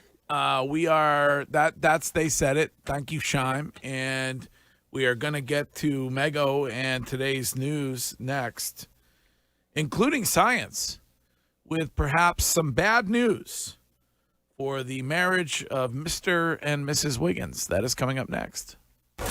You're listening to the Greg Hill Show on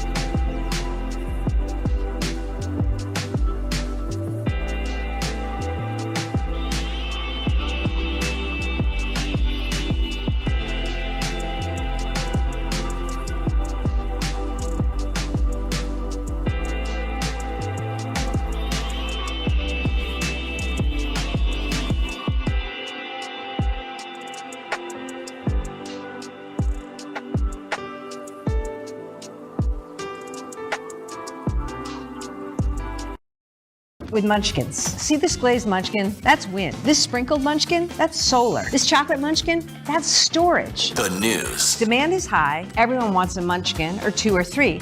But we've only got 25. That's where we're headed with energy. With your host, Courtney Cox. Can you fatten up? The news is brought to you by Northeast Men's Health, the experts in men's sexual health, with 6 locations across New England. Learn more at northeastmenshealth.com on WEEI.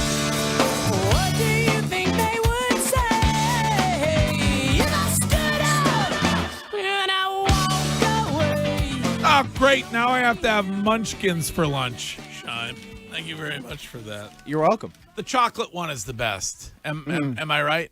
Absolutely. I got to tell you, though, underrated, I think they're relatively new, the blueberry munchkins. Oh, no. Ajita. Chocolate and glaze. Wait. Yeah. We had the blueberry, the full donut during the blizzard. They were elite. The best donut Dunkin's had in like a generation. And the Really? munchkins are good, too. Greg, Curtis, you were here. That is a bold statement. Best in a generation.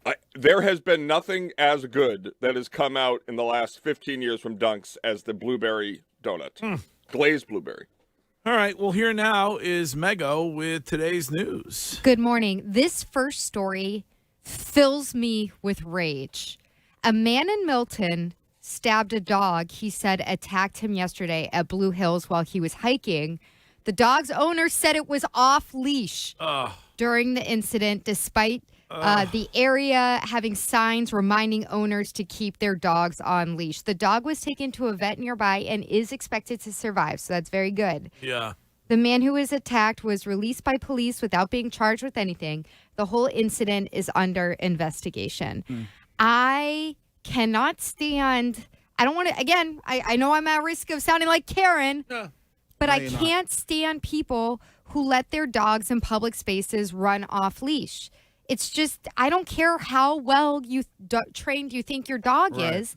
You just don't know what your dog's going to do. And then you may be in a situation where somebody's forcing you to do something with the dog that is not in the dog's best interest, like putting the dog down. And it's all because you just want the dog running around off leash. And you don't fault the hiker at all because he's protecting himself? Well, yeah. I mean, a lot of people are not dog people. You're still allowed to go hiking without having a strange dog run up to you and bite you. And if you are getting attacked and you're a hiker or anybody, your instant reaction is going to defend yourself. But you're right, Mego. Keep your dog on a leash unless you bring him to one of them dog parks. And you want, because some people have dogs. I remember when my dog was alive, R.I.P. Boston, if your dog ran up to my dog off leash, your dog wasn't going to the vet. It was probably headed straight for the morgue.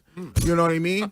Because that's how my dog was, and I always kept him on a leash because he was Your dog's stone cold killer? Oh, he just wasn't used to being around other dogs, and he was very territorial. Okay. You know, and so Boston. and that's the kind of dog he was. And so I would always tell people, like, get your dog, because if, he got his jaws on him, he was a pit bull. It's very difficult to have them jaws get unlocked. I mean, people who don't know dogs are like the propensity that they have for just running up to a dog and not knowing anything about it and reaching their hand out and being like, hey, and going to touch the dog is wild. It's like, it's dangerous. And I'm sorry, I guess I'm the a-hole, but there's been a million parks I would take Pudge to. There was a place called Cat Rock in Weston, and it's like this huge, there's a little bit of body of water.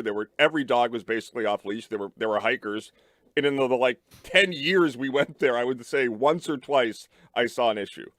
If your dog comes up to you and is acting erratically, you can figure things out before you stab it. I don't know. I mean, I don't. If there's signs in the area, Curtis, that say keep your dog on a leash, put your dog on a leash. I think we all know that there's areas that are off leash areas and dog parks. But for me, as somebody, my dog has to be on a leash. Right. She's dumb. I love her. But if I let her off leash, she's gone 2 miles before I can even blink. Just the kind of breed she is. Right. But also to the point of what WEEI was saying, sometimes we're walking through Southie, and I know you've probably seen this, Curtis. A strange dog will run up to my dog like on the sidewalk and the owner is a block down the way. Right. And I'm like, you don't know what my dog's going to do. Right. Oh, that's totally wrong. I agree with you that. Well, but to your point, what if Pudge ran up to a dog like Mego's, and unfortunately, Mego has a big dog, it's a bigger breed, and just the nervousness of the protection of that dog's space does something to Pudge? Are you going to be mad at Mego, or are you going to be mad at yourself? So this happened directly across the street from where we lived. There was a family that had an electric company. They had 2 dogs. Pudge went pee, and then he was running to say hi, and he got attacked by them. Right. And then he was, I brought him to the vet, and he was okay. But the family that had the dogs was like profusely apologized. I'm like, no, it's my fault. Right. All right. It was your property. Yeah. And my dog acted in that way, and Well, I move mean, on. I don't think there's probably many people like you, Curtis, that would do that, right? And Well, I think we're all better off that there's not many people like me. No, but that's actually a good thing because you took ownership. But most people would be like, "Oh no, you have to pay for my dog." Right. Shime, how often does Lauren allow you off leash? Every day, actually. That's how I get here. Not much, because he then runs. Can't get him back. No, I'm not a runner. What's next, Mego? 2 Pennsylvania parents have been charged with child endangerment after their toddler got injured at a wolf enclosure at a local zoo while the parents were allegedly sitting nearby on their phones. What do you think about according this story? to police? This is interesting. Crazy. So the details here, a 17-month-old child squeezed into the enclosure at Zoo America in Hershey, Pennsylvania, and a wolf grabbed the child's hand with its mouth. Police say evidence shows the 2 parents, 43-year-old Carrie Sortor and 61-year-old Stephen Wilson, walked over to a nearby seating area and appeared to be on their phones while all this went down. That's nuts. Yeah. If you're taking your kid, like, first of all, you would have to imagine from just a liability standpoint of the zoo that the enclosure should probably be a little bit more protected than that, right? Like, I'm not saying that you should be preparing for small children to be squeezing through places, but it does sound like maybe there should have been more literal guardrails for this enclosure. At the same time, what the hell are the parents doing? Watch your kid. Get off your Right. phone. This is Harambe all over.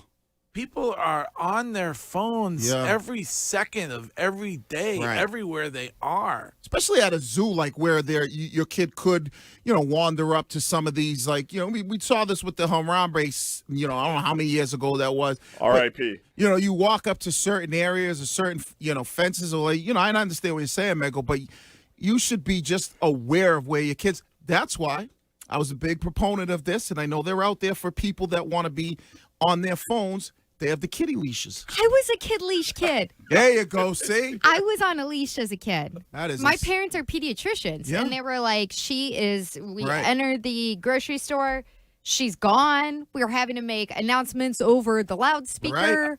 We got to leash her up. Right, and like they have the nice little backpacks, and they connect it to the Mine hip. was on my wrist. There you go. How do you feel douche move ruling? This came up recently because I was speaking with an individual who is a bartender at a very nice restaurant, and he was saying that he is getting frustrated with those that are doing FaceTime calls while seated at the bar.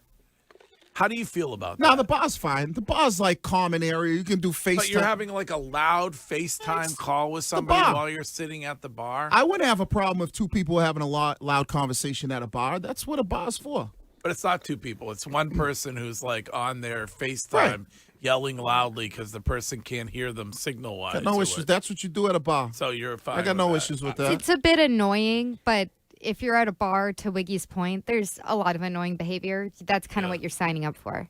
Why couldn't you put a pair of headphones in and do it? You could. I agree with you, but like that wouldn't bother me. It's not like you're on an airplane or something like that and having like somebody we know that's listening to stuff without. I learned my lesson about that. You and Brees Hill, all of you and Brees were all over me. When we did the story now, and I saw an actual video where they kicked the lady off a plane, and she did not like that. I have a douche move ruling that involves potentially getting kicked off a plane. We can do later if you want. Okay, let's do. Yes, we can do. What about at the gym? My gym tried to put in. My gym has so many rules, and none of them are followed at all.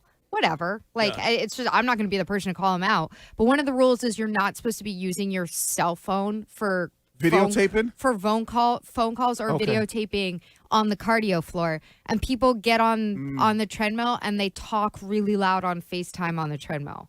I got no problem with that. I just turn my headphones up, but it is annoying. Oh, I mean, if there's a rule, like, have some simple decency. Like, nobody Right. wants to hear. Well, if there's a rule, like, but I don't think there should be a rule if somebody's on the treadmill and they want to run and talk to somebody. I've seen people do it in the bathroom. No, but people don't want to hear like a long explanation of why he sucks. You know, like that's what every one of those calls is like, oh, you won't believe it. Hey, he asked me out and then he didn't show up. Like do that in privacy, not when everybody else I'm is gonna trying start asking details. Yeah, there you Next go. time I'm on the treadmill next to somebody and they're talking about it, I'm gonna be like, so where did he take you? Yeah. Or here's how you know what? Here's how you don't run into this problem again. You know, maybe you should dress a little bit sexy, and then maybe you know. Oh, I start giving advice? Yeah, like you know, say you're eavesdropping on you're ear hustling the conversation, so you're like, oh, wait a second. I'll be like, hey, girl, ramp up the incline, Yeah, okay? yeah. He's not calling you back. What did you wear? Well, maybe you might want to show a little skin next time. You know? All right, we got to take a break, but we will get to the rest of the news coming up, including bad news, I believe, potentially for Mr. and Mrs. Wiggins from Science. All right. So that is coming up right now, Shime, and what is trending this hour? Jones and Keefe, weekdays 10 to 2. Now, here's what's trending on WEEI. Trending now, brought to you by Subaru of New England. The Bruins are off to Carolina to take on the Hurricanes tonight. Puck drop at 7, and the Celtics will welcome in the Hornets tonight at 8. Bruins need this win tonight, Sean. Yeah, they need to get back on track, Greg. Losing 3 in a row is not great. They did get the point against the Flyers, but I would prefer a couple wins, lock up that playoff spot, and enter the playoffs on a good note. The Red Sox continue to struggle as they lost to the Brewers last night 8-6. They'll try to get a win as they go again with the Brewers today. First pitch 6:45 with Will Fleming and Will Middlebrooks on the call. You can catch all the action right here on WEEI, the Odyssey app, and across the Shaws and Star Market. WEEI Red Sox Network. Shaws, proud to be local since 1860.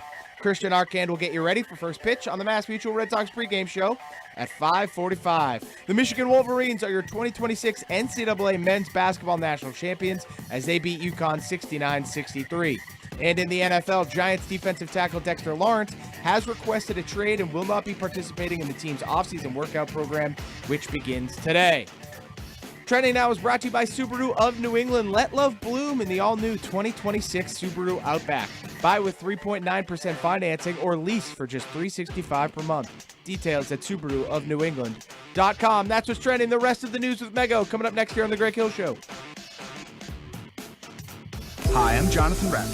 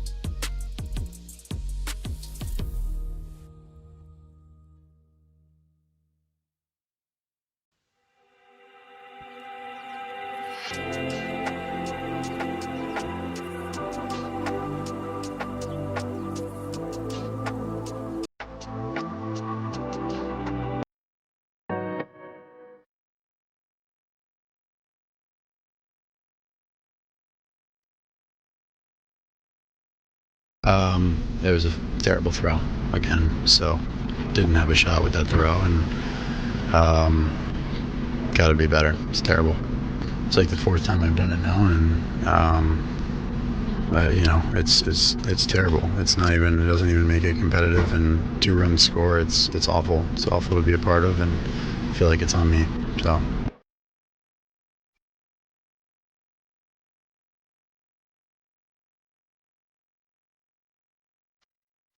Broadcasting from the Catches Law Injury Attorneys Studios, no fee unless you win. That is Roman Anthony after last night's bounce pass to the cutoff guy. And so nothing is going right for the Boston Red Sox. No. And it's not.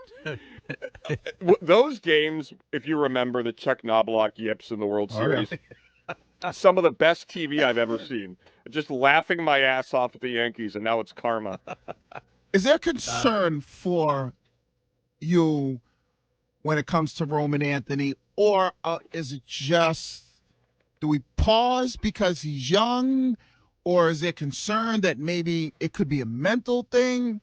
Well, I do feel like there's been, there's that mantle of the future and how great he's going to be, and the number one prospect in the minor leagues, and but I have felt like when we've had the opportunity to speak with him, or when you hear him, that he was well equipped to handle that. But maybe he's not.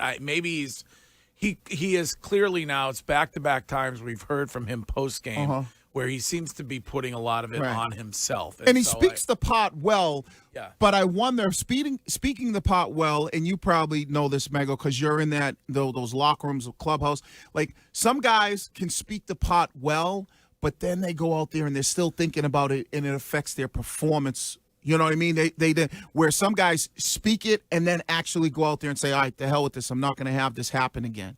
There is nothing more fascinating to me in professional sport or any sports than the yips, the thing, whatever you want to call it, because that's what freaks me out about Roman right now is after the game, you got Alex Cora saying it's mechanics. He says he's totally healthy. Right. Where did that come from? It's all mental. It's entirely mental. It has nothing to do with his physics. I mean, like physical ability. I mean, this is a guy who was on top of the world a month ago as the face of the World Baseball Classic, being praised by the greatest players in the game, and now he can't hit a cutoff guy to save his life. It's just unbelievable. It is unbelievable that this team is 2-8, and the future superstar of the sport can't even throw a ball to the infield. Worst throw, 978 texter wants an answer. Romans from left field last night or Scheim's spiral? Oh, I thought you were going to say Drake made in the Super Bowl. The more you watch Scheim's spiral, the more you see the flick of the wrist that he has, and that's my favorite part of it.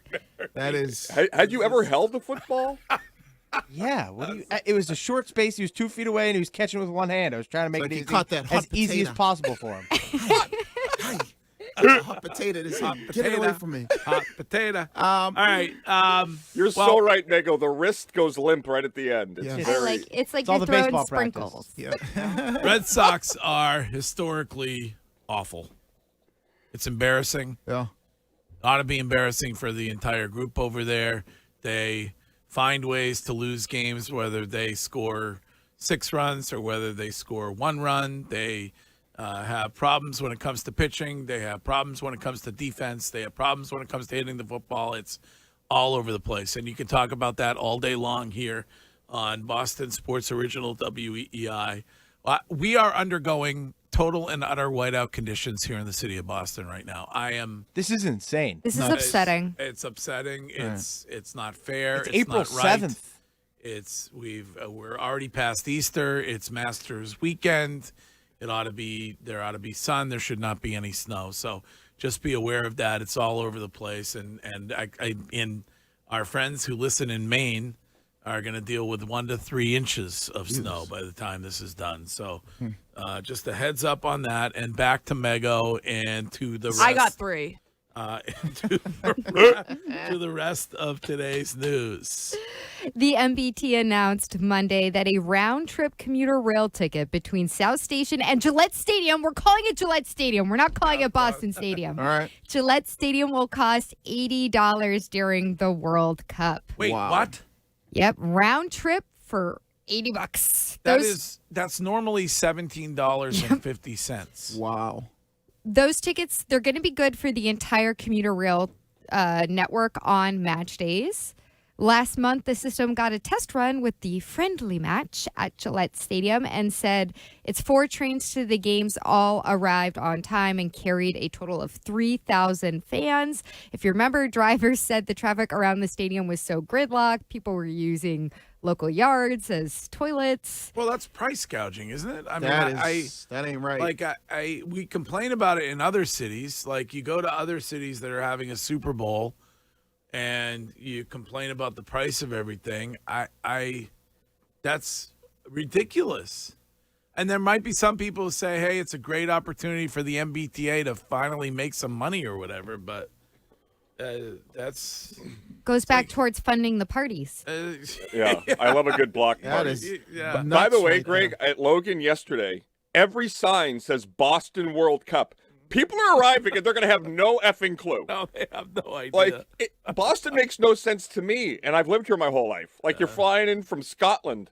All right. Well, I will say, I read in The Athletic that in other countries, when they've hosted the World Cup, they have made transportation free. Yeah. So, I mean, you would think they would do that. Maybe we can't afford to do that, but that's very rough on people. I'm getting nervous for this whole event. Anyway, yeah. Speaking of things that would make you nervous. Well, it could be worse. In New York, you see what the mayor's doing down there? No. Penn Station, which is the hub of public transportation in New York, is going to be shut down on game days for 4 hours to anybody who is not. If you don't have a World Cup ticket, you cannot use public transportation during that time out of Penn Station. Wow. What are you supposed to do? What? Yes. But taxi and Uber? What? For millions of people, that's the only way you get where you need to go. Yep. It's gonna be nuts. That'll be nuts. Why are we all so bad at this? By the way, it went under the radar. The governor praising herself for turning around the MBTA was rich. Ooh. Like, it works? Really? Oh, okay. First I've heard of it. Another day, another toilet issue on Artemis 2. It continues to be an issue. Astronaut Jeremy Hansen said it started emitting a burning odor.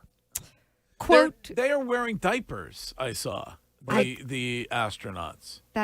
Do they always have that built into the suit, or how does that work? I don't know. I feel like they should call Catch's Law. I feel like they probably have some kind of a lawsuit on their hands when it comes to working conditions on the Artemis 2. Astronaut Jeremy Hansen said the odor is like, quote, when you turn on a heater that's been sitting for a while and you smell that burnt smell that comes from that, which is really gross. Pleasant. On the upside, the astronauts appear to be enjoying dessert in space. I saw this yesterday. Did you? This is your go-to. This delights by the me. way. Yeah. So a video captured the crew reaching their maximum distance in orbit, and a full-size jar of Nutella spread floated into frame. Oh. They said this was not product placement. If you are watching on Twitch, twitch.tv/Boston WEEI, you can see, I don't know why it's so delightful, but just this big jar of Nutella just floating among the astronauts. Yeah. They've also been eating mac and cheese, beef brisket, and scrambled eggs aboard. But yeah, Okay, if you can't poop, why would you be eating that food? Yeah, God in just heaven. scrambled eggs. Yeah, that's not going to help. Like, what do they want, a bran muffin too? Yeah. Like, honestly, like, you imagine these people, their entire lives has been dedicated to this one trip where you're in school, you're in, science, all these things, and you get there 250,000 miles from Earth and you can't poop. You got to wear a diaper.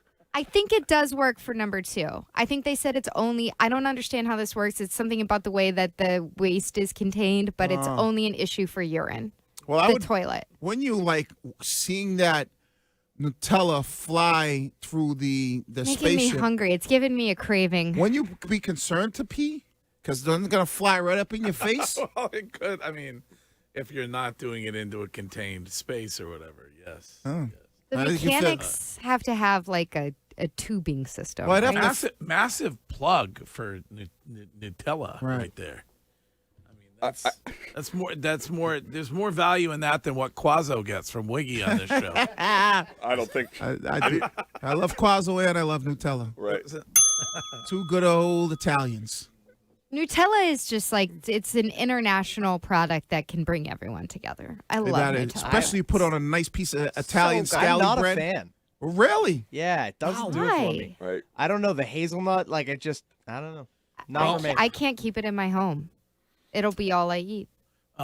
You brought up Twitch and YouTube. Just a quick thank you to everybody at Springer's Jewelers. They present us every day on Twitch and on YouTube. They're in tax-free Portsmouth, New Hampshire, and they have been New England's jeweler since 1870. So whether you need a diamond or a timepiece or vintage jewelry, go see everybody at Springer's Jewelers in Portsmouth. All right, what's next, Mego? Well, it's snowing harder as I look out the windows. This is very upsetting. Also, what may be upsetting for the Wiggins household, according to a study, people who undergo rapid weight loss through means like Ozempic and other GLP-1 drugs are twice as likely to divorce. Uh-oh. Oh, man. Do they say why? Yes. All right. So the idea is that they are more self-confident about making changes and will leave bad relationships. People who undergo rapid weight loss are, quote, twice as likely to divorce. A study of 12,500 married patients, among them more than 14% divorced within 6 years of losing a lot of weight compared to the 8% average of the wider population. All right, I see that. But luckily for the Wiggins household, we are very confident in everything we do. Well, yes, 100%. Yeah, I mean, especially like my wife and I talk about this all the time. If we were single, I mean, it would be like, hitting home runs in a Little League park. Let's be honest. What in the world? Really? Oh, yes. Oh, her confidence level, and my confidence level, it's like, because we always talk about, we don't get how people are always like, oh, I can't find nobody. It's so difficult to find somebody nowadays. Well, it is very difficult, I When's guess. the last time you had to be on the hunt? No, I'm saying we haven't, but we watch like Pop the Balloon all the time. It's, Right. it's like a dating show, and it's like these guys, guys and girls that come out like, oh my God, I can't find nobody. What's your green flag? What's your love language? It's like, it's like this. So you feel like if either one of you, because of the weight loss, were to be on the streets, you would be it would be notches in the bedpost. No, I mean, it ain't got nothing to do with for me. It had nothing to do with the weight loss at all. You know what I mean? It's just a confidence level on how you present yourself. By the way, speaking of being on the streets, I need a little beef splaining this morning on what happened with Offset last night. There's a lot of stuff floating around out there. So Offset got back with Cardi B. Right. Correct? Allegedly. We're not 100% sure, but that's some of the reports. Okay, and then he's at the Hard Rock Hotel and Casino in Hollywood, Florida last night, and he got shot. He did. And He's stable. Meanwhile, I've seen him and the new Mrs. Cardi B taunting people, taunting Steph Diggs, for instance, on the social medias. Yeah, his name popped up, and then there was another rapper, TJ, his name popped up about Offset owing him some money. So now, Offset is okay. Is that correct? Yeah, I think they said that he was in stable condition and he wasn't dealing with life-threatening injuries. But anytime you get shot, you know. Do they know who shot him? No. Yeah. Do they know who the I person? think they apprehended two people. Okay. So there's like reports floating around there like. Now it's like, why did this happen? Was there a fight inside the casino that trickled outside? And you know how it is today, Mego. No one wants to fight anymore. They're going strictly for the blick.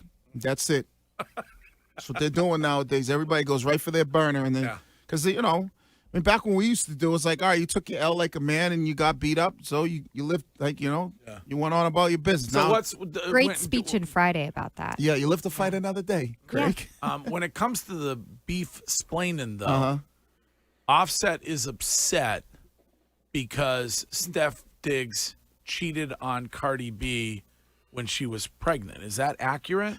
It was. I thought it was just because people were clowning Offset because Steph Diggs. She leveled up from Offset to Steph Diggs. But now she's saying that the child is not Steph Diggs' child, is what I have heard her say. Oh, I didn't hear this one. She posted that? Oh, Yes, so yes, this is could potentially be Offset's kid Yes, and not yes, Steph Diggs. Well, yes. Steph Diggs would probably love that because now he's off the hook when it comes to child support for at least one. I don't Ooh. know. I don't know if you guys know this, but for Courtney and Santo, they were between Brooks and Offset. All right. If I was Steph Diggs, I'd be swabbing the mouth right now. I'm sure Soon as I got little baby, I forget what his name is, little baby Diggy, swabbing the mouth, making sure. All right. Is that it on the news? One more story here. A new report shows that 1 in 3 young adults are still living with their parents. Really? 1 in 3? That is correct. 33% of Americans between the ages of 18 and 34 live with their parents. For reference, back in 1960, about 22% of young adults lived at home. The top 3 states where young adults were most likely to live at home are New Jersey, Connecticut, and California. So expensive places to live. Yeah. Oh. Yeah. I believe it completely. It's so tough, and I have friends who have moved back in with their parents when they're married for a little while to try They're married. to try to save up for a house. It's tough. Man, that has got to be tough. I was on the first thing smoking as soon as I hit 17, 18. Well, you were actually the thing that was smoking. That was the. I was out of there. That was living with your moms, living with your parents. I feel like, whoo, that's a headache. Yeah, but look, like for me, I rent. You throw away so much money on rent, especially if you want to be anywhere in like a greater city. Yeah, but you have area. your own privacy. Of course. That's why Right. I do it. I Yeah, I pay mean- for it. But it's like if I had lived with my parents for 5 years, I'd have way more savings right now than I do. No, I get that part of it, but 5 years you're living in the basement. I also don't think my parents ever invited me to do that. So. All right, Mego, thank you very much. Great job on the news. This is Mike from Framingham. Hello, Mike. Hey, thank you for taking my call. Of course. I heard you earlier say that you didn't understand how Roman Anthony could miss the cutoff man. Yes. Why would he be thrown into a cutoff man? He was in short left field. Yeah. I'm 80 years old. I could have thrown the runner out at home. Yeah, that was one of those throws that it's like, or the way he played that ball, and Mego had a good point about this, and when you saw it, like if you're watching and you see it on the broadcast, Roman Anthony has the ball in his glove before the runner's even at third base, and to the caller's point, he was in shallow left field, and it was like, it was bad. Yeah. It was like, you would think, and that's why this is something's got to be going on upstairs, whether it's the pressure of being the next savior, whether it's the pressure of you had some issues out in the outfield before, the pressure you weren't hitting it as well to start the season. So it's kind of like. Can we have AI fix this? Can we have like some way to like teach you? You know what I'm saying? Like there's got to be a way around the yips. I don't think there is. I think it's like I've seen the yips before in football when it comes to guys who drop footballs. Like, what do they do? Like, how do they fix it, Wiggy? Because I'm telling you, I am genuinely fascinated by this subject and what you had to go through Right. to get out of this kind of thing. And I think, just based off of my experience, people who get the yips generally don't fix it. Oh. When you looked at Chad Johnson, and we had him here, Ocho Cinco, and Cincinnati, man, caught everything. Everything. When he got here, all the stuff that was going on, he's focused on other things. Then He couldn't figure out the playbook. I Yeah, mean, but that's the first problem. Right, he couldn't figure out the playbook, and then he starts dropping balls, and now he's thinking about that. Now he's got the dropsies, and most of the time, Curtis, to your question, I don't see guys ever getting out of it. Think about it. Knobloch never got out of it. The D-Train, Dontrell Willis never got out of it. You see these guys who get the dropsies. Who was the guy in the Cardinals? Wainwright? Was that who it was? There was a guy that Rick Ankiel. Rick Ankiel. There you go. Yeah, and it's like, and you don't see these guys, it's generally in football, it's a wide receiver more than anything. In baseball, it's just, throwing the ball, but they don't get out of it. Yeah. Yeah, they don't get out of it. If you were Cora, do you keep him out there? Or do you give him a DH spot to, do you want him just to fix it as soon as possible, or do you put him on just keep him out of the field for the Well, day? he tried last night. He put him back out there, and the result was not good. So Right. I don't know what. I guess you got to go back with him again, but he's you gotta have be- to show. You have to show confidence in him Right. before he's. Right. Destroyed. Yeah, that part I agree with you on that. You got to keep trotting them out there, and maybe you got to say to them like, hey, listen, don't worry about it. But when your team's not playing well, and, they hear it. People are like, Roman Anthony, can't make a throw from short left field to third base. Forget about home plate, Yeah. So, I think you got to keep trotting them out there. Well, this team is horrid. Absolutely awful. And you could talk about that all day long here on the Red Sox station. WEEI. We'll be right back.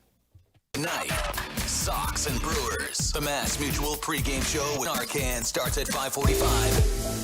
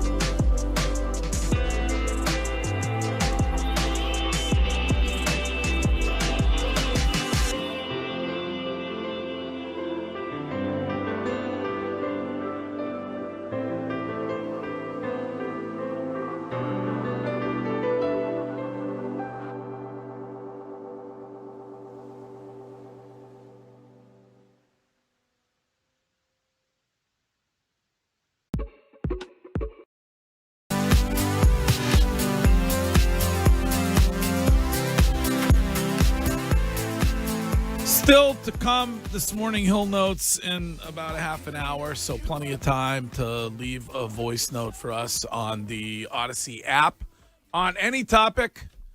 Certainly get your frustration out when it comes to the Boston Red Sox, but plenty of other stuff out there to leave a voice note on, and we will pick the best ones and play them back coming up. This is Steve from Waltham. Good morning, Steve. Morning, guys. Hey, I'm calling about Roman Anthony. I don't think there's any place in him for the outfield. This is twice in the past, I think 4 games where he's made a terrible throw to home plate. I think one was against the Padres. I think the only future he has, if you want to get him in the field, is you got to find a way to transition him to first base, coach him up over there, get him there, or he's just a DH. He doesn't have the arm for the outfield, in my opinion. I mean, this is the future of the future of the entire franchise that you're talking about. He just looks awkward out there too. I mean, when he's fielding a fly ball, he doesn't look natural. He doesn't look like a natural outfielder. I don't know what it is, but he doesn't have the arm for it. I don't know. That was quick. So time to move him to first base. He's had at least 3 of these kinds of throws, because he mentioned the one against the Padres. There was one in the Reds series as well. And Roman said himself that he thought it was like the 4th time that this has happened. I can only think of those 3. The Cincinnati one was a throw to home that was way out. Yeah. Correct? Yeah. Okay. So it's just been off. But yeah, he did acknowledge 4 of them. So there's clearly some type of issue when it comes to that, right? You know, there's clearly an issue, which we would have done. We had no clue of this because obviously in spring training they talked about how good the players were in the outfield, right? And we didn't know nothing about this, and a lot of that stuff, it comes down to the pressure, and you know, I but think this is at home. Like, imagine when he's at Yankee Stadium. Yeah, that's going to add even more pressure.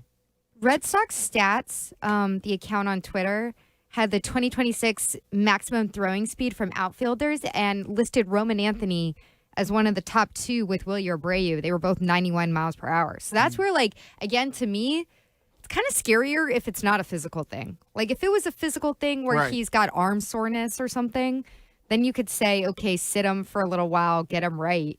But this is something else. Yeah, no, this is all mental. Do they have my first pitch at Fenway in there? They don't. They Okay. don't. I can dig a little deeper and see Okay. if they have that. They said, no, this is not slow motion. It was literally off the charts. It was, quite frankly, too much power, if you remember.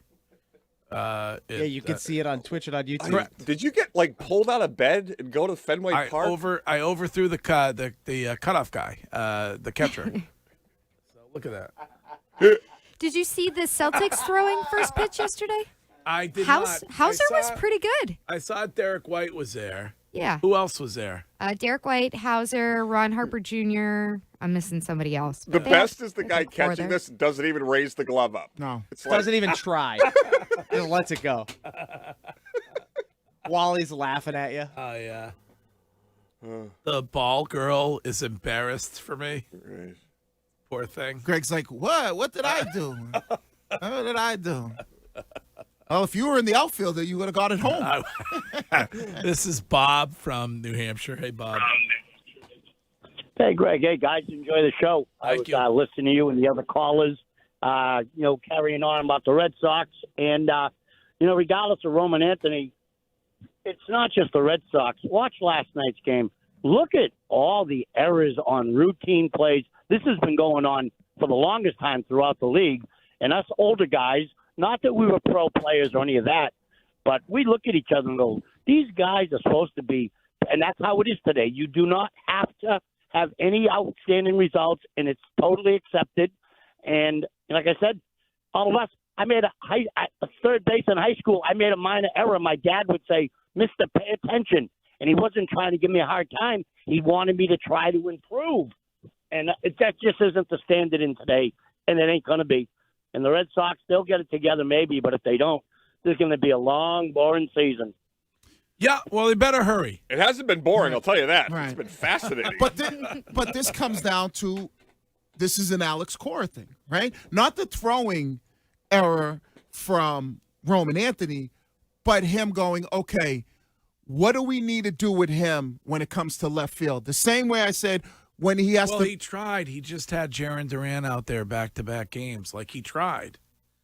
Like, I don't – it's similar to what we were talking about earlier. Like, when it comes to the lineup, like he moves Trevor Story last night to the 5 spot, and the result is no different. I mean, he's the guy that's standing up there, grounding out to end the ball game with 2 on and the opportunity to, or 1 on and the opportunity to tie the game up. Like I mean, I understand the argument about blaming Alex Cora, but these are Major League Baseball players. Yeah, maybe you might be right about that. No, I'm serious. But though. you still have to maybe you still have to make the decision whether it's like, all right. Trevor Story is being he was given a 5-year, $140 million deal or whatever. Like, how is that in any way, shape, or form? His lack of being unable to hit the ball. I mean, that's different though. He's struck out. How many times has he struck out? I don't know the number. We need can you go to the Brez Bros? I think they're probably the Brez Bros are probably down deep in the bowels of Fenway Park playing Minecraft right now. But if you could interrupt them and get the data, like he's struck out 28, 29, 30, what? 17 times already. Okay, 17 does not compute. Right. But I feel like that's different, though, right? I feel like the data which was entered on Trevor Story had him striking out 5.7 times. Does not compute. Beep, beep, beep, beep. I mean, well, just keep Durant out there and DH Roman Anthony. Like those are the decisions you can make. I understand. Roman Anthony's not really a DH guy. I mean, that's not what he's there for. But right now he's not. He for whatever reason he's having issues when it comes to making the throw from the outfield. Right. So put the Derbinator in left and Roman at third. Win-win. You get the throw. It's much shorter to first, and the Derbinator can't keep booting balls when there's bases loaded. But I don't like this argument either. Like Wiggy's Food Demon in the Twitch chat says, but last year you were praising Trevor for how well he was hitting. Yes, we were. Are you like an idiot? He's not doing it now. I don't know. And he's supposed to be the leader of the veteran leader of the ball club.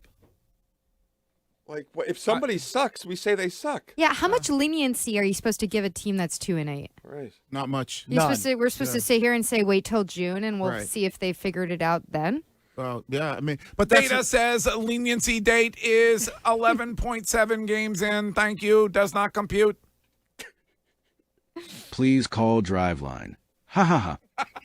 Who are we getting Thursday this week? I don't know. It's probably Brezbot. But that's the thing. They all suck. Your manager sucks. Your pitching sucks. Good morning. Your hitting sucks. Your fielding sucks.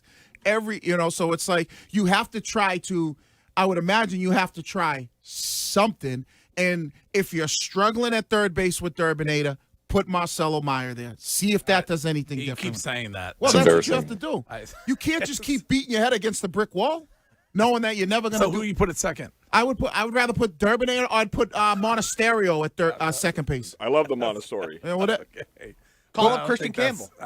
You're trading. I'm not trading nobody. You're trading a poor infielder at third base for a poor infielder. No, at I'm not. base. I'm not. You're what not. What does that do for you? The Derbinator is the worst. So maybe Meyer is better. You have to try something, Greg. You can't just try to keep forcing a square peg into a round hole. I don't know if you heard that before. It won't fit. Thank you for that. All right, we will be right back. You're listening to the Greg Hill Show on WEEI.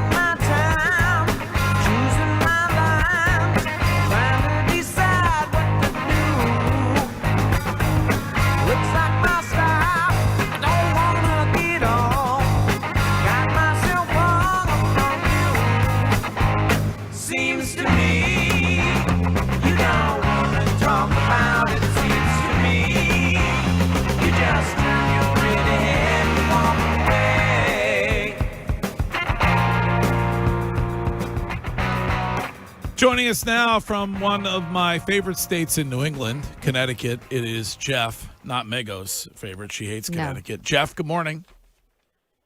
Good morning. So I have a Yips comment for you guys. Maybe they ought to do like they did in Major Leagues and give Roman Reigns a stack of penthouse and make him rattle off what the measurements were for centerfolds. Yeah, I don't know. I have not had the experience of being a professional athlete and dealing with the yips. So I will say though, Wiggy and I both struggled when throwing out the first pitch, and it's it gets in your head. Oh yeah. And you're like, Scheim knows this. He was trying to throw a spiral the other day. Right. I got the motion. I'm ready to go. But then suddenly last minute, it just kind of gets away from you. It just imagine if we were professional athletes, we're going to do that every day. Well, you were one. I don't know if you I don't know if you remember that. No, I do remember that. And I do. But it is a thing, and like I said, when you're dealing with that, the similarity that I would have in the sense would be catching the football. So a lot of guys get the yips, or we call it the dropsies. And mentally, it's very difficult to get over. But most of the cases, guys don't get over it. I'm not saying that Roman Anthony has that just yet. But there, like you said, it's something that is from the neck up, because you talk about his velocity when it comes to his ability to throw from the outfield, him and William Abreu, whatever their speed is. So it's definitely something that you have to think about. And if you're the manager, how do I help this guy get over this issue? Well, the yips were not the issue when it came to your starting pitcher last night. So you cannot explain everything away with the yips. You are what was supposed to be the strength of your baseball team this season, which you were told about by Craig Breslow and Alex Cora and others, was your upgrade when it came to the rotation. That's not. It's not happening. But the worst thing we've seen, Greg, has nothing to do with anything on the field. It really doesn't. It's the attitude. It's like everything that stupid head represents. That you're getting your kicked in, and you're standing there bringing up this stupid hat, like awkwardly celebrating something. Like, do they have any self-respect whatsoever? Who in the park was like, oh, yay, the Wally hat. We've lost 3 in a row. Now we're 2-8. Tied for the worst start in the history of this organization, and it's been around for a while. Like, I don't know how you fix that. Would you say that's indicative? You brought this up during your lead. I thought it was great. It's indicative of guys who don't care. Could you imagine Dustin Pedroia doing that in that spot? Could you imagine David Ortiz doing that in that spot? Of course not. That's a loser behavior. That is a loser. And that that Alex Cora, because it has to come from the dugout, right? They don't decapitate Wally right away. So Cora sees this heading towards the field. Veritek sees this heading towards the field. And they don't just say, what the F are you doing? Throw that down. This is embarrassing. Maybe you can't because of the gen gap, and today's player is different, and you can't. Are they afraid that Jaron Duran's going to use a homophobic slur at them?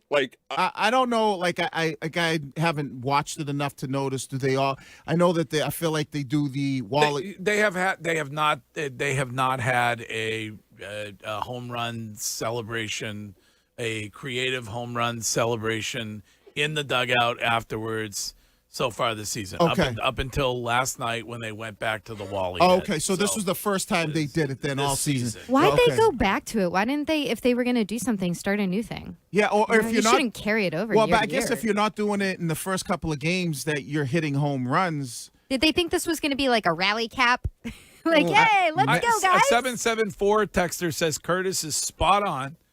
It's like when they celebrate a double. Loser mentality. Right. Or you're down 5 runs, you get to second, and you thrust your hips. Like, woohoo! Big swinging D here. We're down 5, but I got to second. Yeah, like I come from that world where Curtis was talking about. It's like being down 21 points and you catch a first down and you're getting up, pointing signs and, making the first down signal and doing all types of stuff. It's like, Right, look at the scoreboard. Or you get a nice sack and you celebrate and you're down by 14 points. It's like So I will say the flip side of that was when Roman had his first home run a couple games back. It was noted by many people that there was no reaction from the dugout. And what does that say about the vibes on the team? So I'm just playing devil's advocate. Like, I agree. I think it's a really weird and awkward look to bring out the Wally head again at all. It was last year's thing. But, like, maybe it's them trying to get some positive momentum going of, like, everybody's looking at each other with a stink face being like, I'm sure this that's blows. what it is, but it's... Remember Belichick did that. But Curtis is saying it's tone deaf. Like but I get No, it's not tone deaf. It's revealing a lack of character by losers who are celebrating something that Well, is it feels totally... tone deaf to fans. Right. Yeah, but I know there's a difference there. It's not that they're tone deaf. It's that they don't care. They don't. But I remember, to Mego's point, I remember Belichick, or I can't remember what show, one of them shows that he did, where he highlighted a guy made a play and there was no energy there. There was nothing there. The teammates weren't celebrating him. And he was to Mego, maybe what the point that you're saying is, maybe in the beginning it just seemed like there's no energy here. Even if we're down, let's celebrate. Let's try to get this energy going. Let's see if we can change just the mood and the vibe of, we used to do this last year or whatever. So I'm not saying that I agree with what they did, but maybe that could be something Cora said. We need more energy. We need to just change the vibe. Did anybody, maybe I'm on an island and that's how I spend most of my life, but like, I just saw that. It's like, yeah, a texter says, what's wrong with trying to get some team spirit going? Yay. Who has the orange slices? Team spirit. But doesn't that also, Curtis, go back to like what we have been talking about, which is where's the leadership in the clubhouse? Right. So who is setting the right feeling of like, hey guys, we got to it's okay to be positive. Like, we don't all have to be pissed off, but we need to be really competitive and locked in. And that doesn't mean having the Wally head on. And I like running nature. around being down. But I think, Mego, you make a great point, and I don't know about it, but I feel like in baseball, it's like the rally might be a little bit different with the energy and the vibe. I don't know. Like you said, people do the rally caps, and if somebody does hit a home run, maybe they get the emotions get high, and they're hoping that this can springboard into something else. Yeah, So when does that start? I thought when does it springboard into wins? Wins is different. And you know what? Maybe Wiggy usually says this, that it wasn't as much Belichick, but it was Willie McGinnis that kind of ran his locker room. Like, maybe you do need an Ortiz. You do need a guy that's in that spot. Bregman. Bregman. Oh, that's a good... Do you think that happens if Bregman's on this team? No. I don't know. No. Yeah. Wow. Nope. Great Bregman's point. like, don't even take it out of the closet. Just put it over there. Great point. I put it over. Come on, guys. That's last year's thing. We got to find our own identity this year. I got you. There was something so cathartic about hating the Red Sox. It's a comfort space for you. It's just like, they're so loathsome. Like, the owner sees this and he goes, oh, they want me to sell the team? Ha ha ha ha ha. I own their asses. What are they saying? Oh, guess what? I shorted the oil prices and I'm up $4 billion. Oh. Hold on a second. I can't hear it. What are they saying? What? Donald Trump is a fascist because he controls the media, unlike me. Oh, wait. There were people running the Charles who heard it. How can you not hear what they're screaming? But John, hey Raffy, hey anybody. But here's the reality. He heard it, and he was not only... it would have been better to have no reaction. He scoffed like, these peasants want me to sell the team. Good luck. I'm never selling the team, and you're going to like it. Well, it does suck if you're a novice fan, because unless you're a diehard, and you're sitting there watching 162 every single night and day, you think you want to watch a team that stinks? And I find this so compelling, Wiggs. Yeah. I could watch this. It's not just, me. It's like a car crash. Yeah, no, I'm good. I'm like, the car has already crashed. Now at this point in time, it's like, how many? They drag you back in though. Like because they start winning. So last night, obviously, I want to go to the national championship game. I go to that. I go back to them, and they're rallying. Like it's bottom of the ninth, and they're giving you a chance. Like, okay, here we go. Pelota, como estás? Here we go. That's how we turn this around. Ken in the broadcast tonight. We should. We absolutely should. I just got a text message. I want to say hello to Team 14 Dave, and that happens to be today's Dress Greg sponsor. And so you guys remember early on in this show when we met Dave Scott, who was the chief of the Pepperell Police Department, who had been diagnosed with colon cancer. And it is 5 years, and Dave is thriving. Like officially, good job, D. Officially 5 years. And he has defied the odds and continues to fight, and he's listening right now. I got a great letter. I'm wearing this shirt today because they made a donation to the Greg Hill Foundation, and all four of the Scott family are avid listeners. And this letter, Wiggy, says that when they are a part of their routine on treatment days is for Dave to insist on listening to Wiggy. All right. On the commute. Shout out Super Dave. And what I think that means is they have a long commute, and all they hear during that time is you talking. Fine with me. Nobody else. That's what you do Nobody on else can Talk get a word in edgewise. Radio.